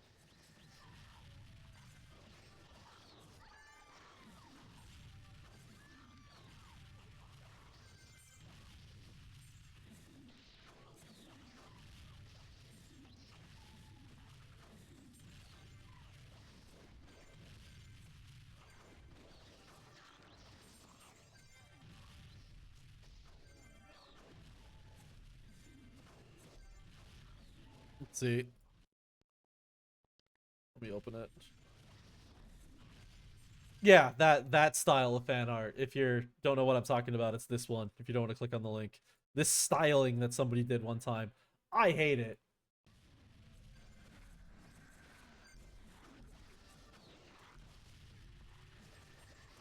But I don't know. Maybe it's because he's using a clawed shield, and like I get it. Classical mech weapon, fine, be that way. I love the guy who showed up on the developer stream the other day. It was like, if you want to be an auto mech, just play an archer in Atlanta. Oh, that was fun. uh, little does that guy know, I've been dealing with people, or I've had to respond to people like him for 20 years because I played auto mech in the original game. So used to that. But what I've noticed this season, and I don't know if anybody else has noticed something similar, is that I'm not noticing many mechs going auto this season. It seems like most of them are not. Maybe it's just what I've seen.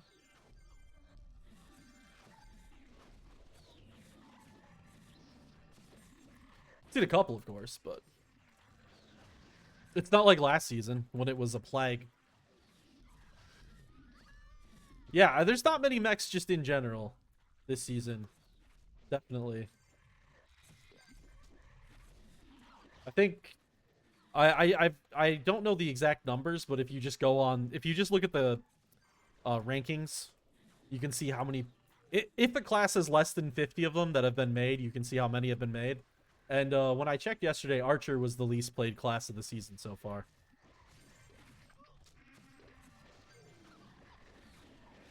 It was the only one that was in the 30s, whereas every other class that was lower was at least in the 40s, with a couple of classes being over 50. You know, Priestess, of course, being over 50. Pikemen of always being over 50. The popular classes.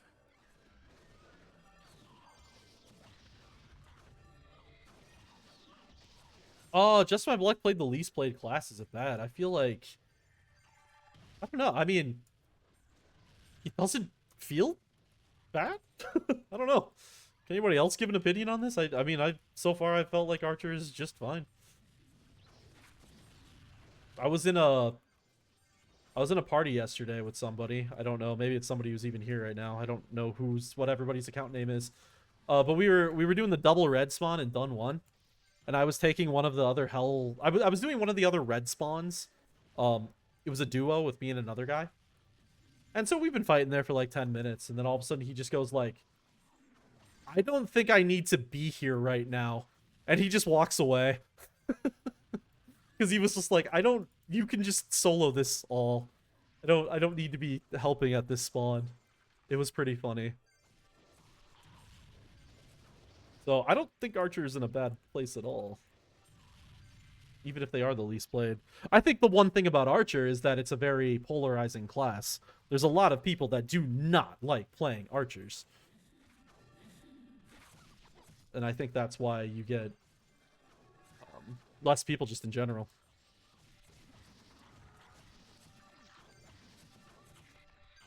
What's the top 3 strongest class right now? Boy, these questions come up a lot during seasonal launches, and I don't think there is. I don't think there's any kind of consensus at this point in time on what the top 3 classes would be. I guess other people in chat might be able to speak more on that, but I don't think there really is any form of consensus. I don't think any class is sticking out above the rest right now. Each class is better in specific situations. And also, I think the big thing is, you know, a class is only as good as, like, you know, if you're really good at playing a specific class, then you're probably it's gonna overcome any disadvantages or advantages that a class may have, like, natively. So, something else to think about.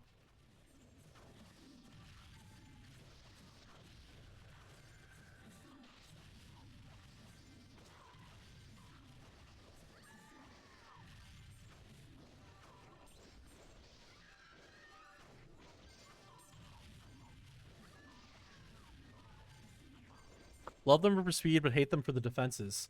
Well, that's what an archer is. Archer is meant to be the glass cannon. Archer is meant to be the do it all for the damage and not for the defense. You know, that's why Phoenix Shot is a charge thing, right? Because it's like your gain that you can get out of it is huge, but the risk is so high because you have low defense and then you have to make yourself vulnerable. So like that's the whole archer thing. It's all about glass cannoning everything. That's why they'll never have a one-hander beyond metal hand crossbow.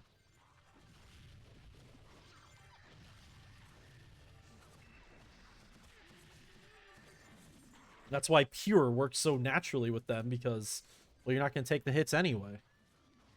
Like if played right, an archer is almost never getting hit. Oops.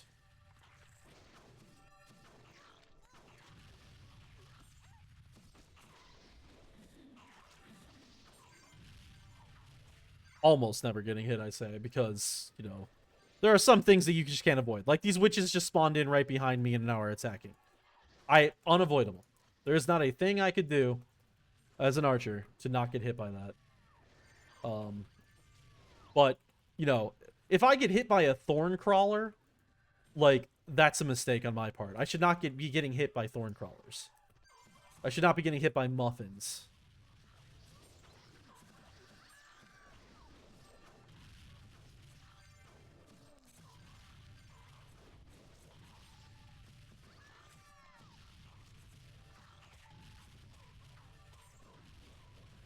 But I will get hit by all 4 of these witches because they spawn right on top of me. That's just unavoidable.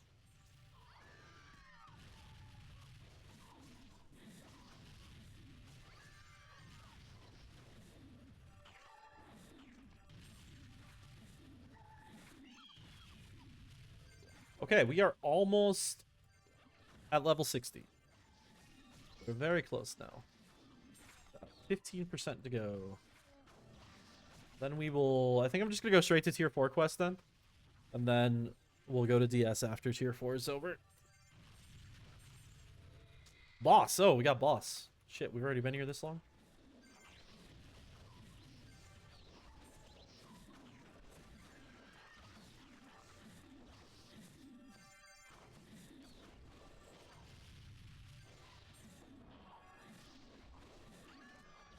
Ah, shit. Oh, don't you dare. You know what's funny is Archer is, like, a really, like... My 2 classes that I would quote-unquote call my main are Archer and Mech. They are the 2 classes I leveled up in the original game. I got them both to about equal level. But at the same time, I haven't really leveled an Archer excessively on PTEU ever. Never have. What's the highest that I've leveled up myself? So long ago, did I buy or was given? I can't remember. I got a 95 Archer. But it wasn't mine. I didn't level it up. And then I leveled one up in season 1, but I only got it to like 90. I think it was just 90, which in season 1 is like the equivalent of like 100 now, but still. And then in, let's see, what was I saying? Oh, season 4, I leveled one up to like 80, I think, like 84 or something like that, and then I quit. So it's just funny to me how, like, I consider this one of my favorite classes, but for whatever reason, I have never pushed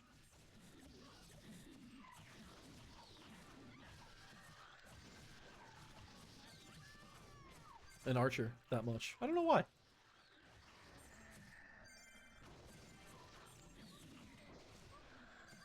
Alright, let's go to Gus.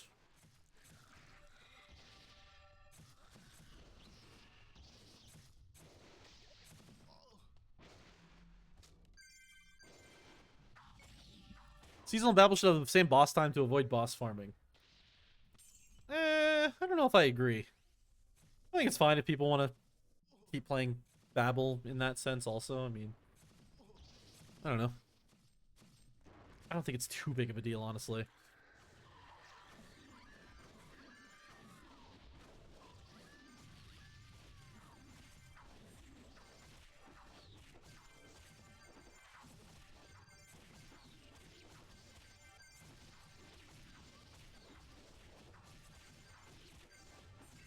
Get the kill? We got the kill. Hell yeah. Oh, that means it almost leveled me up too. I only need 2.5% now.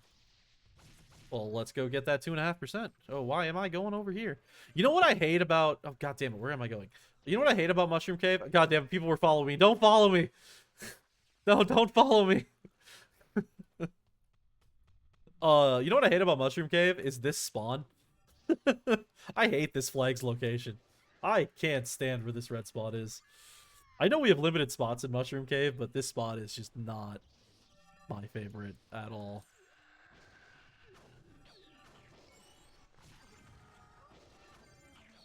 It's just awkward. I don't like having spawns that are on slopes to begin with. Because it messes with the... yeah, I want to level spawns. I don't like sloped locations because it messes with monsters' pathing AI. Too much. So, fortunately, when you've got, like, a full party, you know, that isn't just full of ranged people, it's not the end of the world, because your melees will mostly just stick right in the middle, and it'll pull them all in properly. Was Doom looking for a party?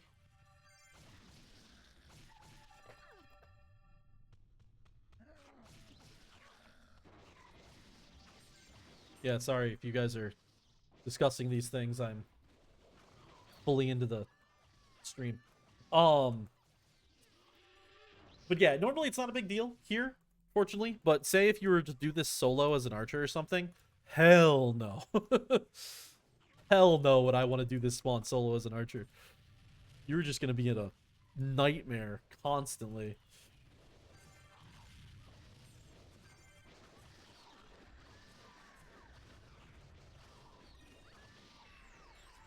Boom! 60. We are 6x.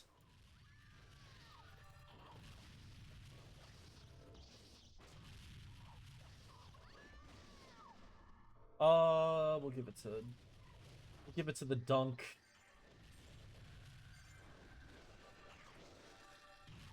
Okay. Let's go do some tier 4 rank up quests, shall we?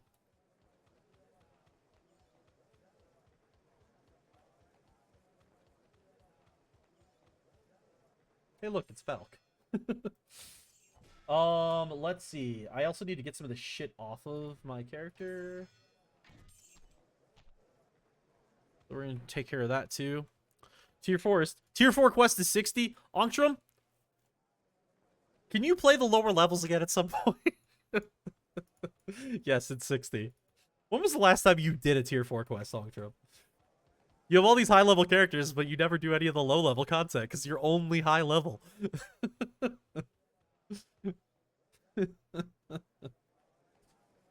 Okay. Oh, got the little Rick lag here.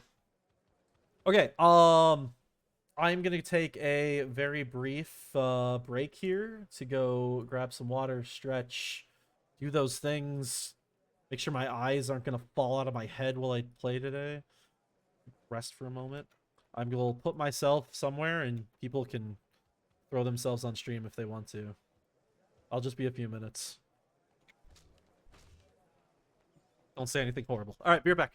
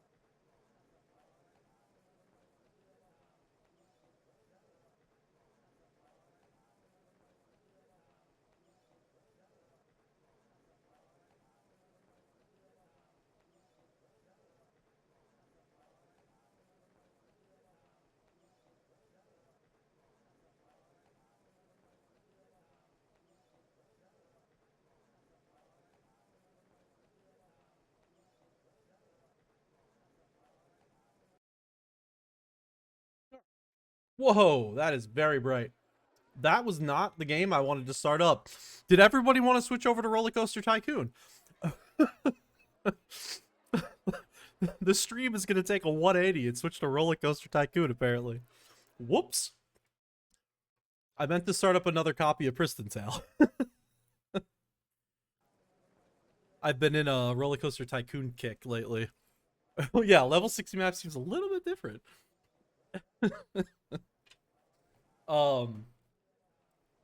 So I have it on my taskbar right next to Pristontale and misclick. I'm gonna log up my mule.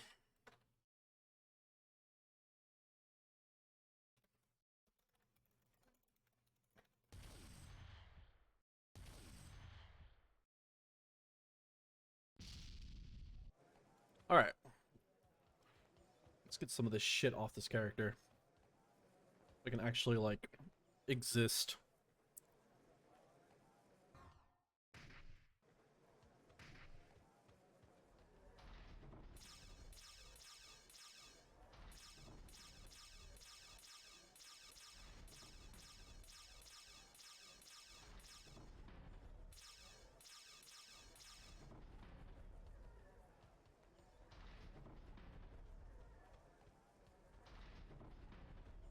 Okay. Excuse me.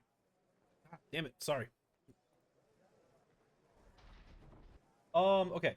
We are gonna trade that over. I have so many Sheltons. Oh, you need to get over there too. Union cores, you get over there as well. Perfect. Okay, that should help a lot. Okay, you know what I learned today? It's a nice little trick that you can do. Even though right now it's not gonna work so well because my warehouse is so full. Okay, so I learned this little trick. So when you're doing the leveling up process, and you gain all of these random ass potions that are all over the place, but they're not necessarily stacked together. Like, you know, if you got multiple stacks of smaller ones for whatever reason, what you can do is you just place every single one of your potions in the warehouse. It will add each of them as different lines within the warehouse. Here, I'm gonna need to open up more space. But then what you can do is when you pull them back out, they will stack themselves automatically. You don't need to actually worry about stacking them properly. You just pull them, and look, they will stack themselves. So you can, like, auto-stack your pots very easily. And then you just push them back in again, and they will now be stacked. So now they take up way less room. It's very simple, but it works, and it's less effort. And I'm always for things that require less effort.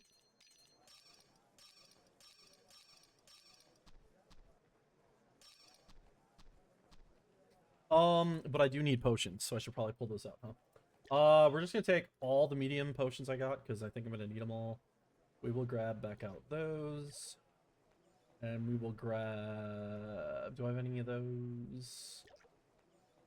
I guess we'll just go buy more. Stam.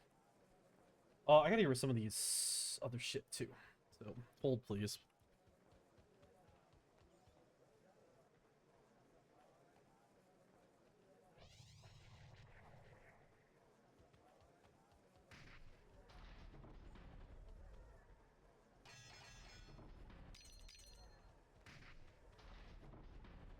Alright, Mule. I need you to take more stuff.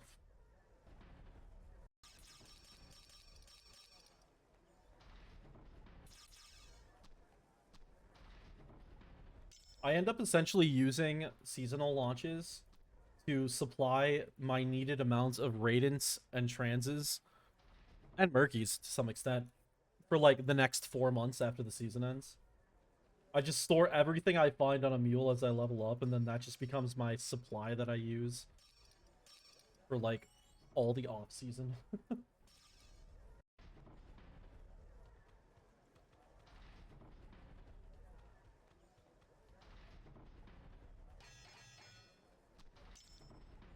Oh, I need to get my new boots.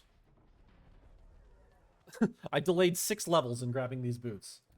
Okay, there they are. Talent 54. It's a little high, but we'll go with it. Okay. And I gotta get these mixed properly for what I'm doing right now. I'm probably gonna do a murky mix on these. A murky MP mix. I gotta find that.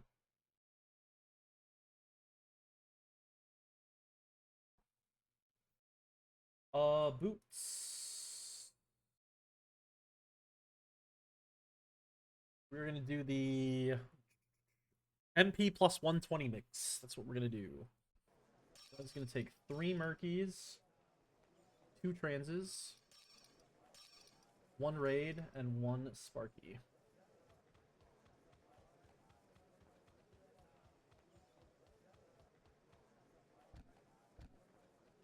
So sparky, trans, check to see that they match and look. They do look the same. Mix it. Boom. We got finally a proper pair of boots. How much run speed am I going to gain from that? So I'm going to go up for... Oh, I'm only getting +1 speed. +1... Whatever. I would have imagined I would have gotten more.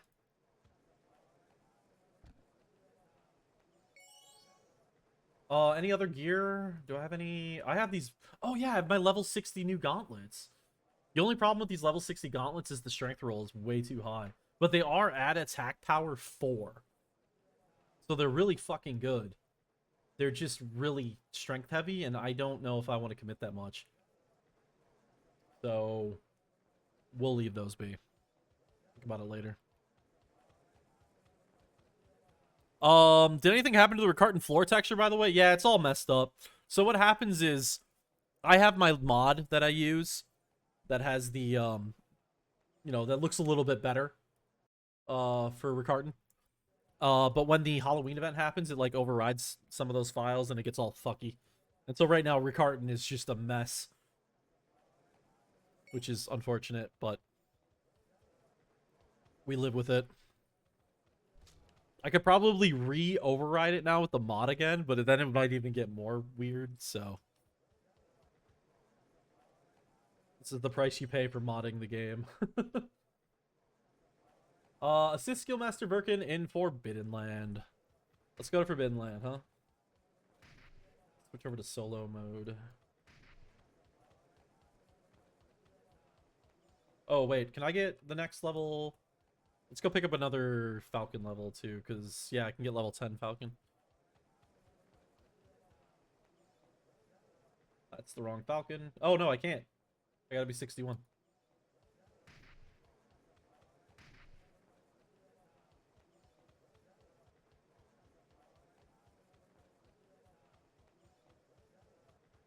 Okay, time to go to the completely forgotten map, and ironically, it's not forgotten, it's forbidden.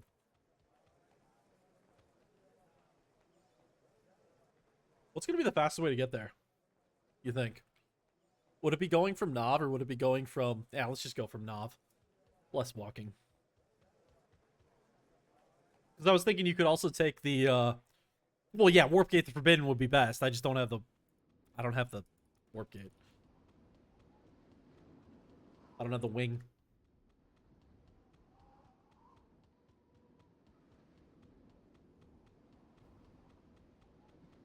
You were selling Phygons? Oh, I have the Phygons. I could go pick up the wing. But I'm not going to. For the most min-maxy of reasons. I only need to go to Forbidden Land this one time. Until then, I don't technically need that wing until level 90. Whenever you get the next level up wing, it makes every single warp you do to places that aren't Rick or Palai cost more money. So I'm just not going to pick it up until I need it at 9x. Or I'll do what I've done in past seasons, or even at 9x, I don't even bother getting the Euro one. I just keep going. I just take the Iron 2, or sorry, the Iron 1 teleport, which is a big of a walk now. It's not as worth it, I guess, these days as it used to be. Because back when we had the Iron 2 teleport, it wasn't a big deal. But now it's the Iron 1 teleport, so it's kind of a big deal. But yeah, then we have Valida Ice 2, which is... Once you get to level 90... What's it? 92? No. Wait. Yeah, 92, right? I can't remember anymore. Yeah, 92. Okay. Let's see. Oh, Pointy's here, huh? Let's go to like one of the classic health spawns, huh? Let's go north. Oh, I really want to bring this map back into the game. I do miss Forbidden Land. It's a cool map. I'd love to have it back.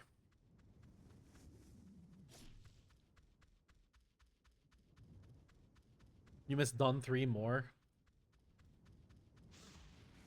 I don't know. I don't really miss Dun 3 all that much because you fight Dun 1, you fight in Dun 2. Dun 3 is just more of the same, for the most part. Different monsters, but, like, basically the same. But anyway, I'm going to fight here because it's the classic hell spawn. It's not my ideal spawn for this at all because of the little hill, but it's classic. Oops, wrong skill. Alright, monsters. Did I bring my Murky Force? Yep. Found a Murky Force while I was leveling. I was saving it for this. The big golem boss? Is that, you're talking the one in Forbidden Land?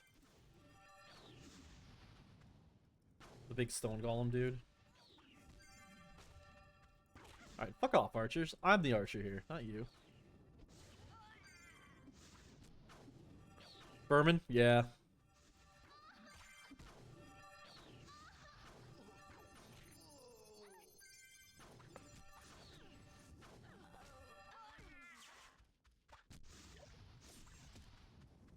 Yeah, I saw. He does still spawn, even though he has no purpose. He's just sitting there, all alone. Does he count still for credit towards, Test of Kingdom? Does anybody know? Because that might be the one you want to go kill for Test of Kingdom, because nobody's ever going to be here.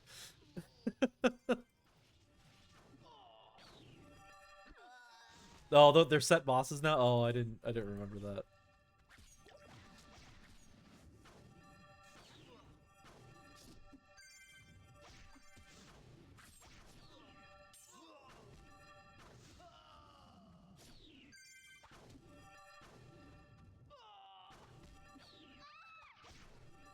Ah, yes, the Screaming Priestess. If there ever comes a point in my life where I have difficulty waking up in the mornings, and I need an alarm that will wake me up no matter what the hell happens, I will pick the Screaming Priestess noise, and that will wake me up instantly. Legendary? Oh my Lord God Almighty. 200k? 200k? Hmm. Hmm.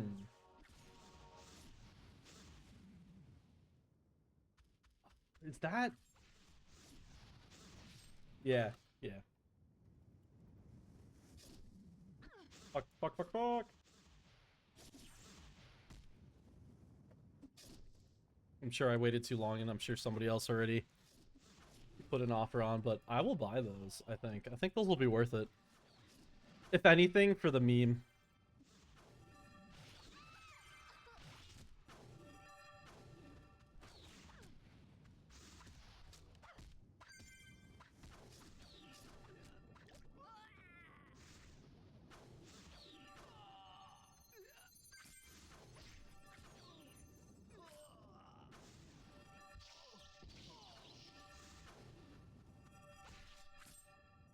A mimic spawned in the middle of greedy, and like in the middle of the greedy fight. That's pretty funny. Oh, hi guys, how you doing here? What you guys up to?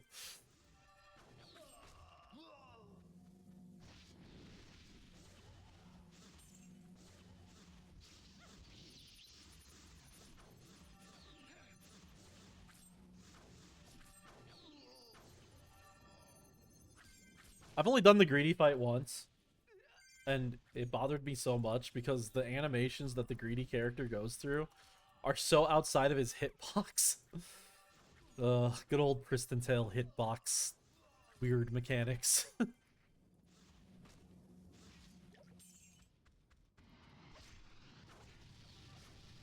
Don't you dare, Desert Magician.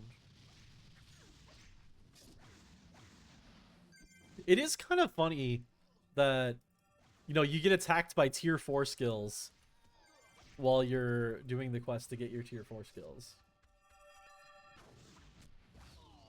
How many do I have to kill here? Okay, so I'm 1/3 of the way done.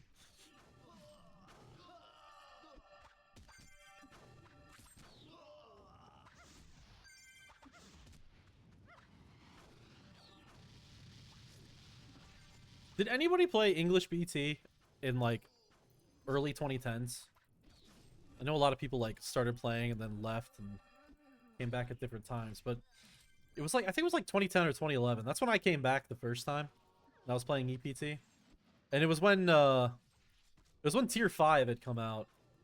Well, it was after tier 5 had come out, but I was playing a character and I had to do the tier 5 quest for it. But I was an auto mech.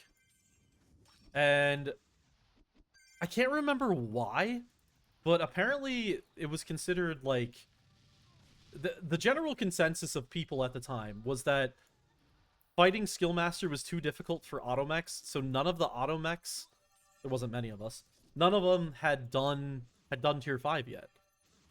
So I remember in this very brief weird moment of EPT, I remember I was the first automech, I believe, to finish the tier 5 quest. For this very brief weird moment. Because apparently it was hard. I don't remember the specifics, but it was weird. Because I remember I ended up unlocking tier 5, and I was the only automech with it, and I ended up doing just a bunch of tests to determine if, like, the tier 5 skills were applicable to automation. I think what was called, like, supersonic or something.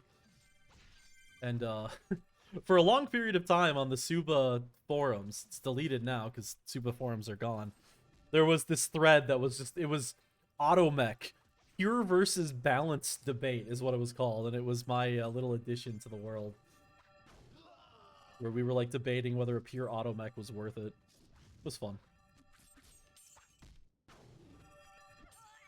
but that was like freaking 11 years ago now.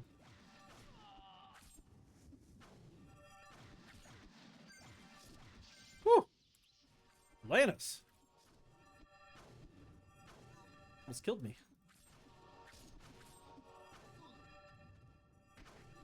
I never bought stamina. Whoops. We still have an NPC here? Nope. Yeah. I gotta go get Stam. Damn it. I guess we just have to go all the way back, huh?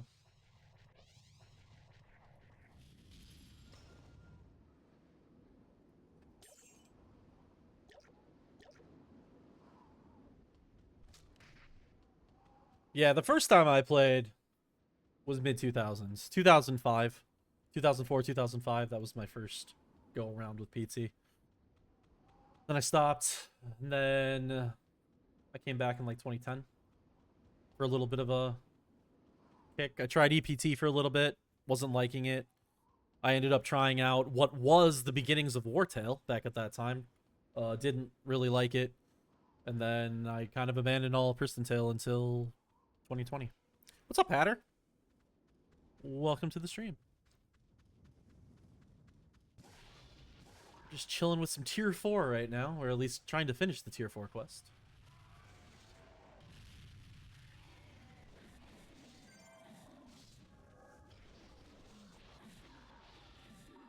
Nice to see so many people in Battlefield right now. It means we got a good supply of people still coming up through the low levels. Or lower levels. That's good to see.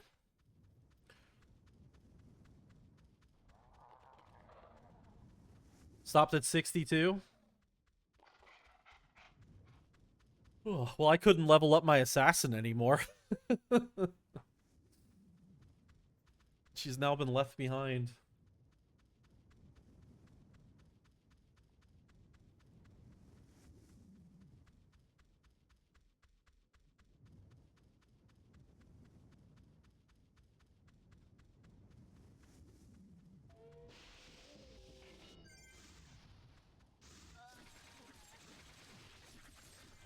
Alright, we're gonna go back to the classic hell spawn again, because why not?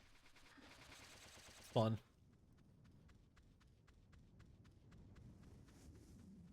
Did you stop at the... Yeah, I stopped at the assassin. Stopped at level 55. I just... Like, I was said on the stream, it's just... I got to a point where, like... It was either I... If I was going to keep playing the assassin, I was likely going to stop playing the season. So... I decided to start over again.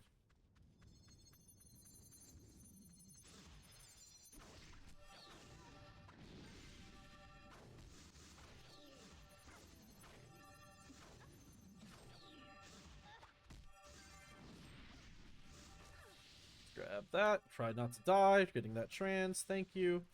Good God. Okay. Good God.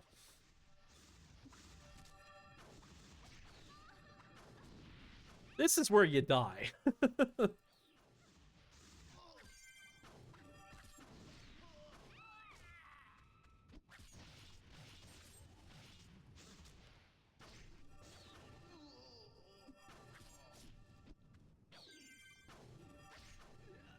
Maybe I'm in the minority of this, but I really do not like fighting the, like, spirit versions of players. I really do not like it. Because they don't follow the same logic that most monsters do, because they have so many different attacks, because, well, they're players. Dark Amnesia. Thank you for the follow. Much appreciated. But, yeah, I don't like fighting them, because they just have so many different actions they can do. And if you get hit by, like, a certain one from a lot of them at the same time, it's just very high burst damage. Just annoying.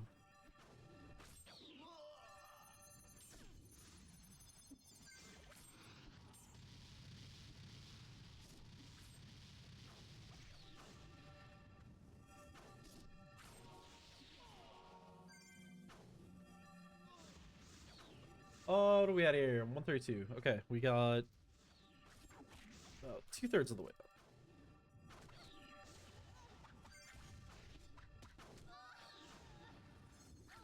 We don't have a skill master fight anymore, do we? Oh, that's too bad. I think I know why. I think it just was too complex. But man, I do love the skill master fight. What I loved about the skill master fight was not really like the fight itself. It was the, if you die, you have to go hunt that item again. So it just like really sucks and you just really don't want to die. I kind of liked that aspect of it. You felt like you really had something to lose. Not to mention, did you lose XP? No, you didn't lose XP if you died. Pretty sure you did. Or else that would really suck.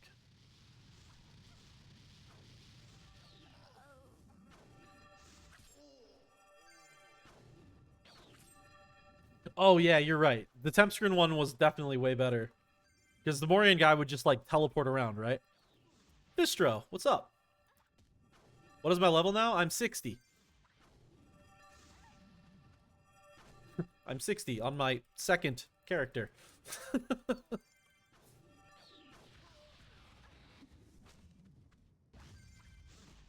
Yeah, I have gone more hard than I expected to. But then again, it's launch weekend. This is what I do. I will not be going this hard after launch weekend. New season, any fun? I don't know. What do people think in chat? I feel like I'm heavily biased to answer that question. Maybe people in chat have an opinion. Because I'm just going to say yes, of course.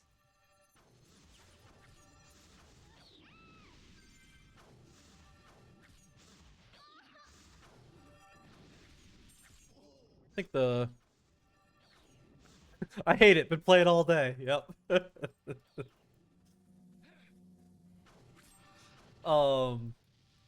Yeah, I mean, the changes this season are not as extreme as some of the past seasons we've had of late. Like, think about what we've had. Season 3 had Skills 2.0. Season 4 had the addition of the new questing system. Season 5... Oh, sorry. Season 4 also had the addition of item rarity. Season 5 had the addition of item affixes. And then Season 6... There isn't, like, a marquee thing in Season 6. You know, there's the rebalancing. there's the new help, the onboarding stuff is what it's called, like the help options and stuff. But that doesn't really apply to us people who've been around for a while. Oh, stats 2.1. Yeah. I guess stats 2.1 is a new thing, and pure builds approach yet again. It's kind of a so it's kind of a revert of stats 2.0, but not exactly. Because it's basically just like making what was stats 2.0 and what was the original stuff and merging them into one thing is kind of what it's doing. So they're still balancing. Like every class still has the same item or stat requirements, which was not the case in the original game. But the values now look more realistic. So yeah, I guess that's kind of a redo this season.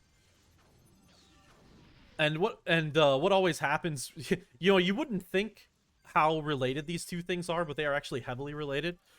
When you change the item stat requirements, you actually have to adjust all the damage formulas, because they are directly related to each other. Because the more free stats you have, the higher damage you can potentially go. So they you wouldn't think it, but they do have a direct correlation to each other. So that's another thing that has changed then this season is the damage formulas. Oh yeah, there's a few people level 80 already. I'd probably, if I had just stuck with one character this season, I'm sure I'd be like, well, I'd probably be at least 70 by now, I'd assume.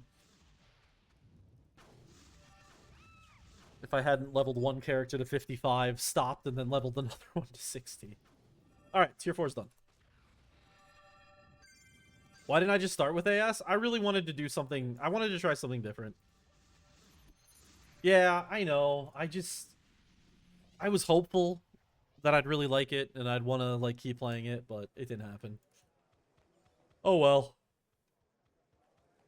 It just means I have to play more Pristontale, and I'm not against that, so. Especially seasonal Pristontale.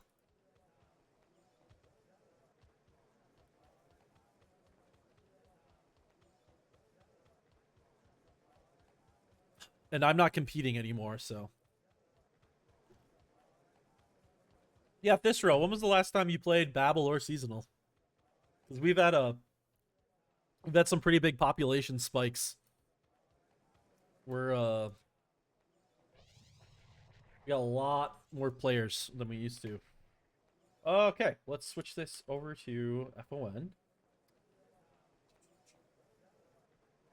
1 to 2 years ago? Oh yeah. We're probably at more, well more than double.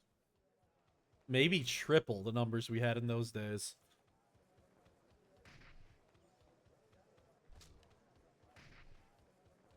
Yeah, things have been steadily improving. It's been nice to see. Good to see so many people still playing the game. Okay. Knights. Does anybody need a Knight spec? Let's see, can I get this to show through the chat block? I can't. Oh wait. No. Well, it's a Knight spec rare Slayer. Anybody needs it. A lot of shit with ban waves. Yeah, we had a hacker situation here like 2 months ago, I think. That was causing us a headache, but not really an issue anymore.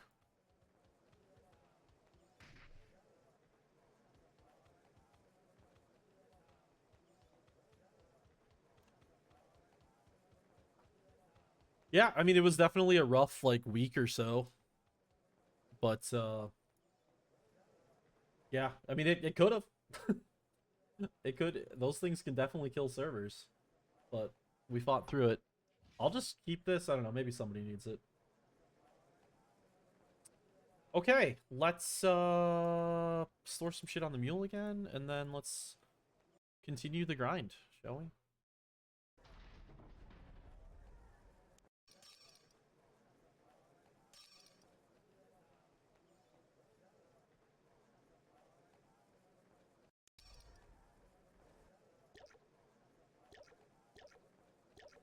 It's like how many?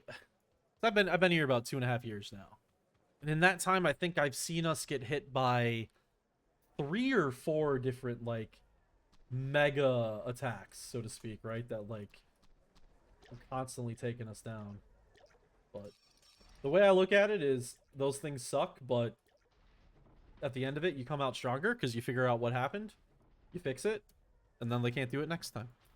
And you just, whenever it happens, yeah, we didn't really have any rollbacks. Did we even have any rollback? I don't think we had. I don't know. We caught most of the issues. Like there was one night the guy was doing something and I just shut the server down, and we were just like, okay, we'll deal with this later.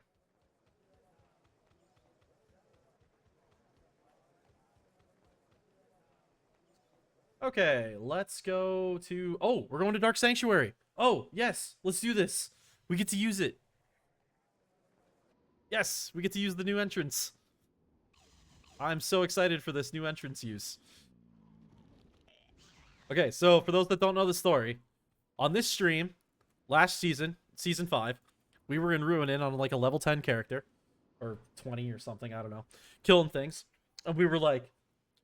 We were talking... I don't know who I was talking to in chat. I was talking to somebody in chat. And we were like, wouldn't it be cool if we added an entrance to DS in Ruin? Because it made sense, right? When you think about the location of where DS is, it's between the Beehive Cave and the Mushroom Cave. And where is the middle point, really, between those two places? It's Ruin. So we were like, well, what if we had, like... What if we had this thing where they had to, like, dig out a cave that connected DS and Ruin as, like, a way to, like, have a faster thing? Like, we could, you know, we could consider it part of the lore that the Tempstrin and the Morian wanted to, you know, make the system easier for getting there, blah, blah, blah, blah. Anyway, it happened. Nacion modeled it for us, and this is it right here. And so this is, like, the whole thing. So, it's perfect. Like, this is better than I hoped it would be. You can see that it looks like a cave that, like, goes down, like you're entering the sanctuary. You know, you've got the keeper person here. You got the Tempstrin keeper, you've got the Morian keeper. These are supposed to be like magic barriers that are up on the wall here. And yeah, then we just go in and boom, we're in DS. And then you got another guard here. You've got this entryway here. And, oh, I just love it. It came out so beautifully. Nacion did such a great job with it. Yeah, it's so cool. That was my first time getting to use it, like, officially. Alright, let's go see if we can party up with these DS folks, huh?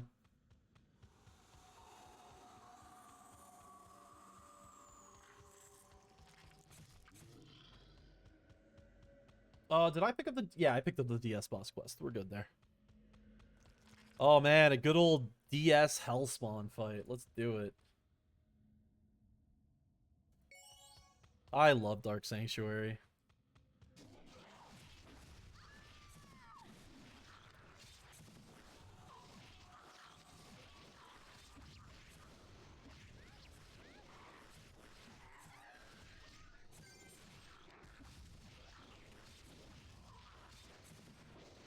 Alright, we're in. Alright, let's do some Phoenix shot, shall we?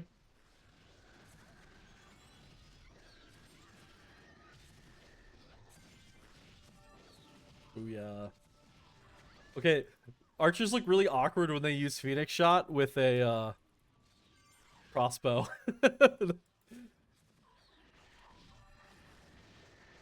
Oh yeah, this is Archer's Phoenix shot skill. It's a tier 4 skill. It's kind of served as a AoE. Well, it served as a single target skill for a while for like very PvP specific things. The original intent of the skill though was to be an AoE skill. Or at least my guess is the original intent was kind of like a middle ground where like not charging it made it a single target, but charging it made an AoE.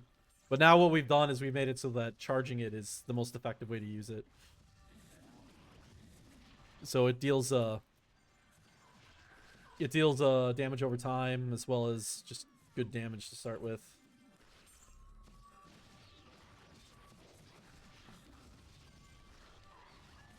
Yeah, Mabilis, I did the same thing. So I had a couple of 7Xs in the original game, and I would only grind here. I wouldn't grind in CT. I could have gone there, but I got my ass kicked in CT. So I would grind in DS. On those rare occasions that I had mana, I would grind in DS.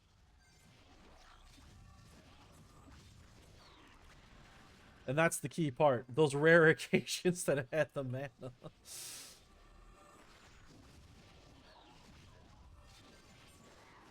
Nice. Well, it's going to take some getting used to using Phoenix Shot again, but...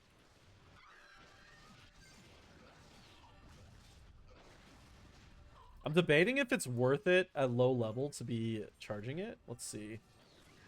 What am I doing? Like 3 times the damage? It might be better to use perf still. I don't know. We'll figure it out. I just want to use it right now. We're not min-maxing. We're just having fun.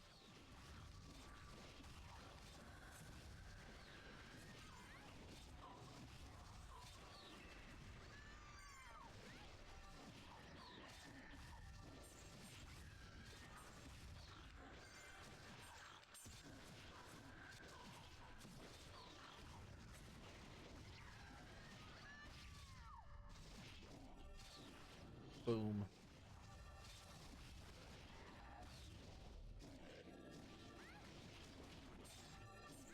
Yeah, so one of these memories I have of the old days, it has to do with DS. I specifically remember being at this spawn, the lower, like, south spawn area, and soloing with my archer, using perforation, and listening to Linkin Park. For whatever reason, that is a memory I have of, like, the original game, just, like, embedded into my head. Is just kiting with perforation, listening to Linkin Park, and playing in DS.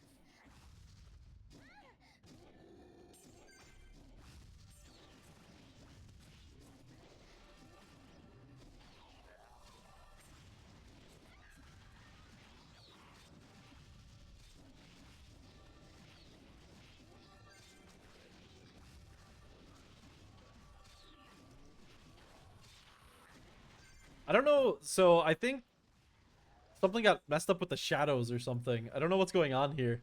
I noticed this right before we launched, but it was too late to do anything about it. But yeah, you'll see that, like, half the spawn is now, like, dark. I think it had to do with the edits that were made for the new SO or the new DS entrance. So, to talk to Nacion about that and see if he knows what happened. That's my guess. Or maybe it's related to the... I don't know why it would be, but maybe related to the Halloween event, but I doubt it.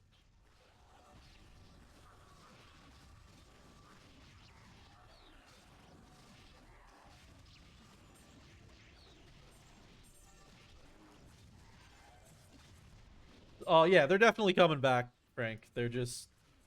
There was a bug, I think, in our quest creator thing. Um, I don't know for a fact that they'll be back with the first patch, but I think they'll be back with the first patch. I don't know what the status is. But yeah. Excuse me. Yeah, they aren't supposed to be... They're supposed to be there. There should be a solo quest for every map. Well, every map past Ruin. And not the last map.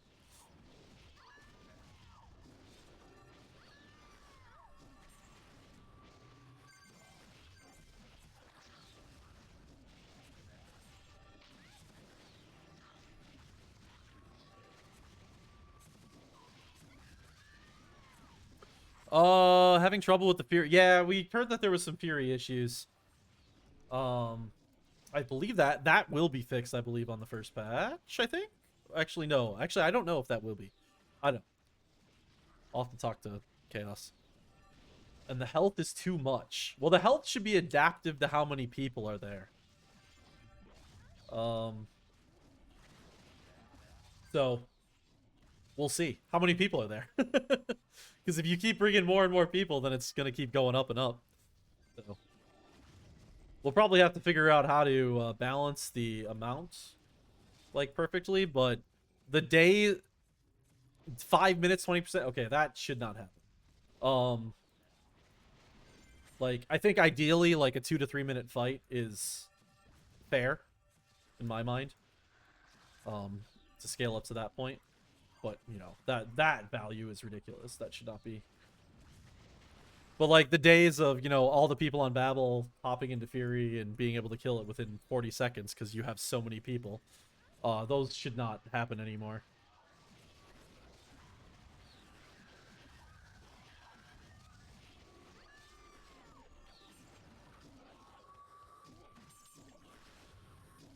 So, I'll have to let's take a look.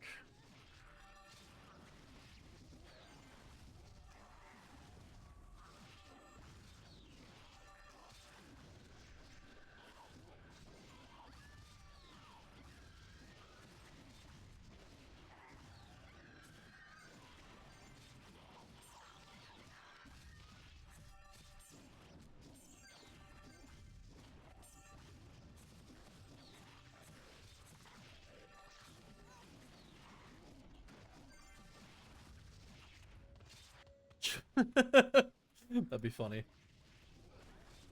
Mod it, yeah. It can be annoying to mod custom sounds into Pristontale. Because it, like, needs it to be... I think it needs it to be, like, the exact same size file, too. In order for it to work. Because I've tried messing with that kind of stuff, and it doesn't like it.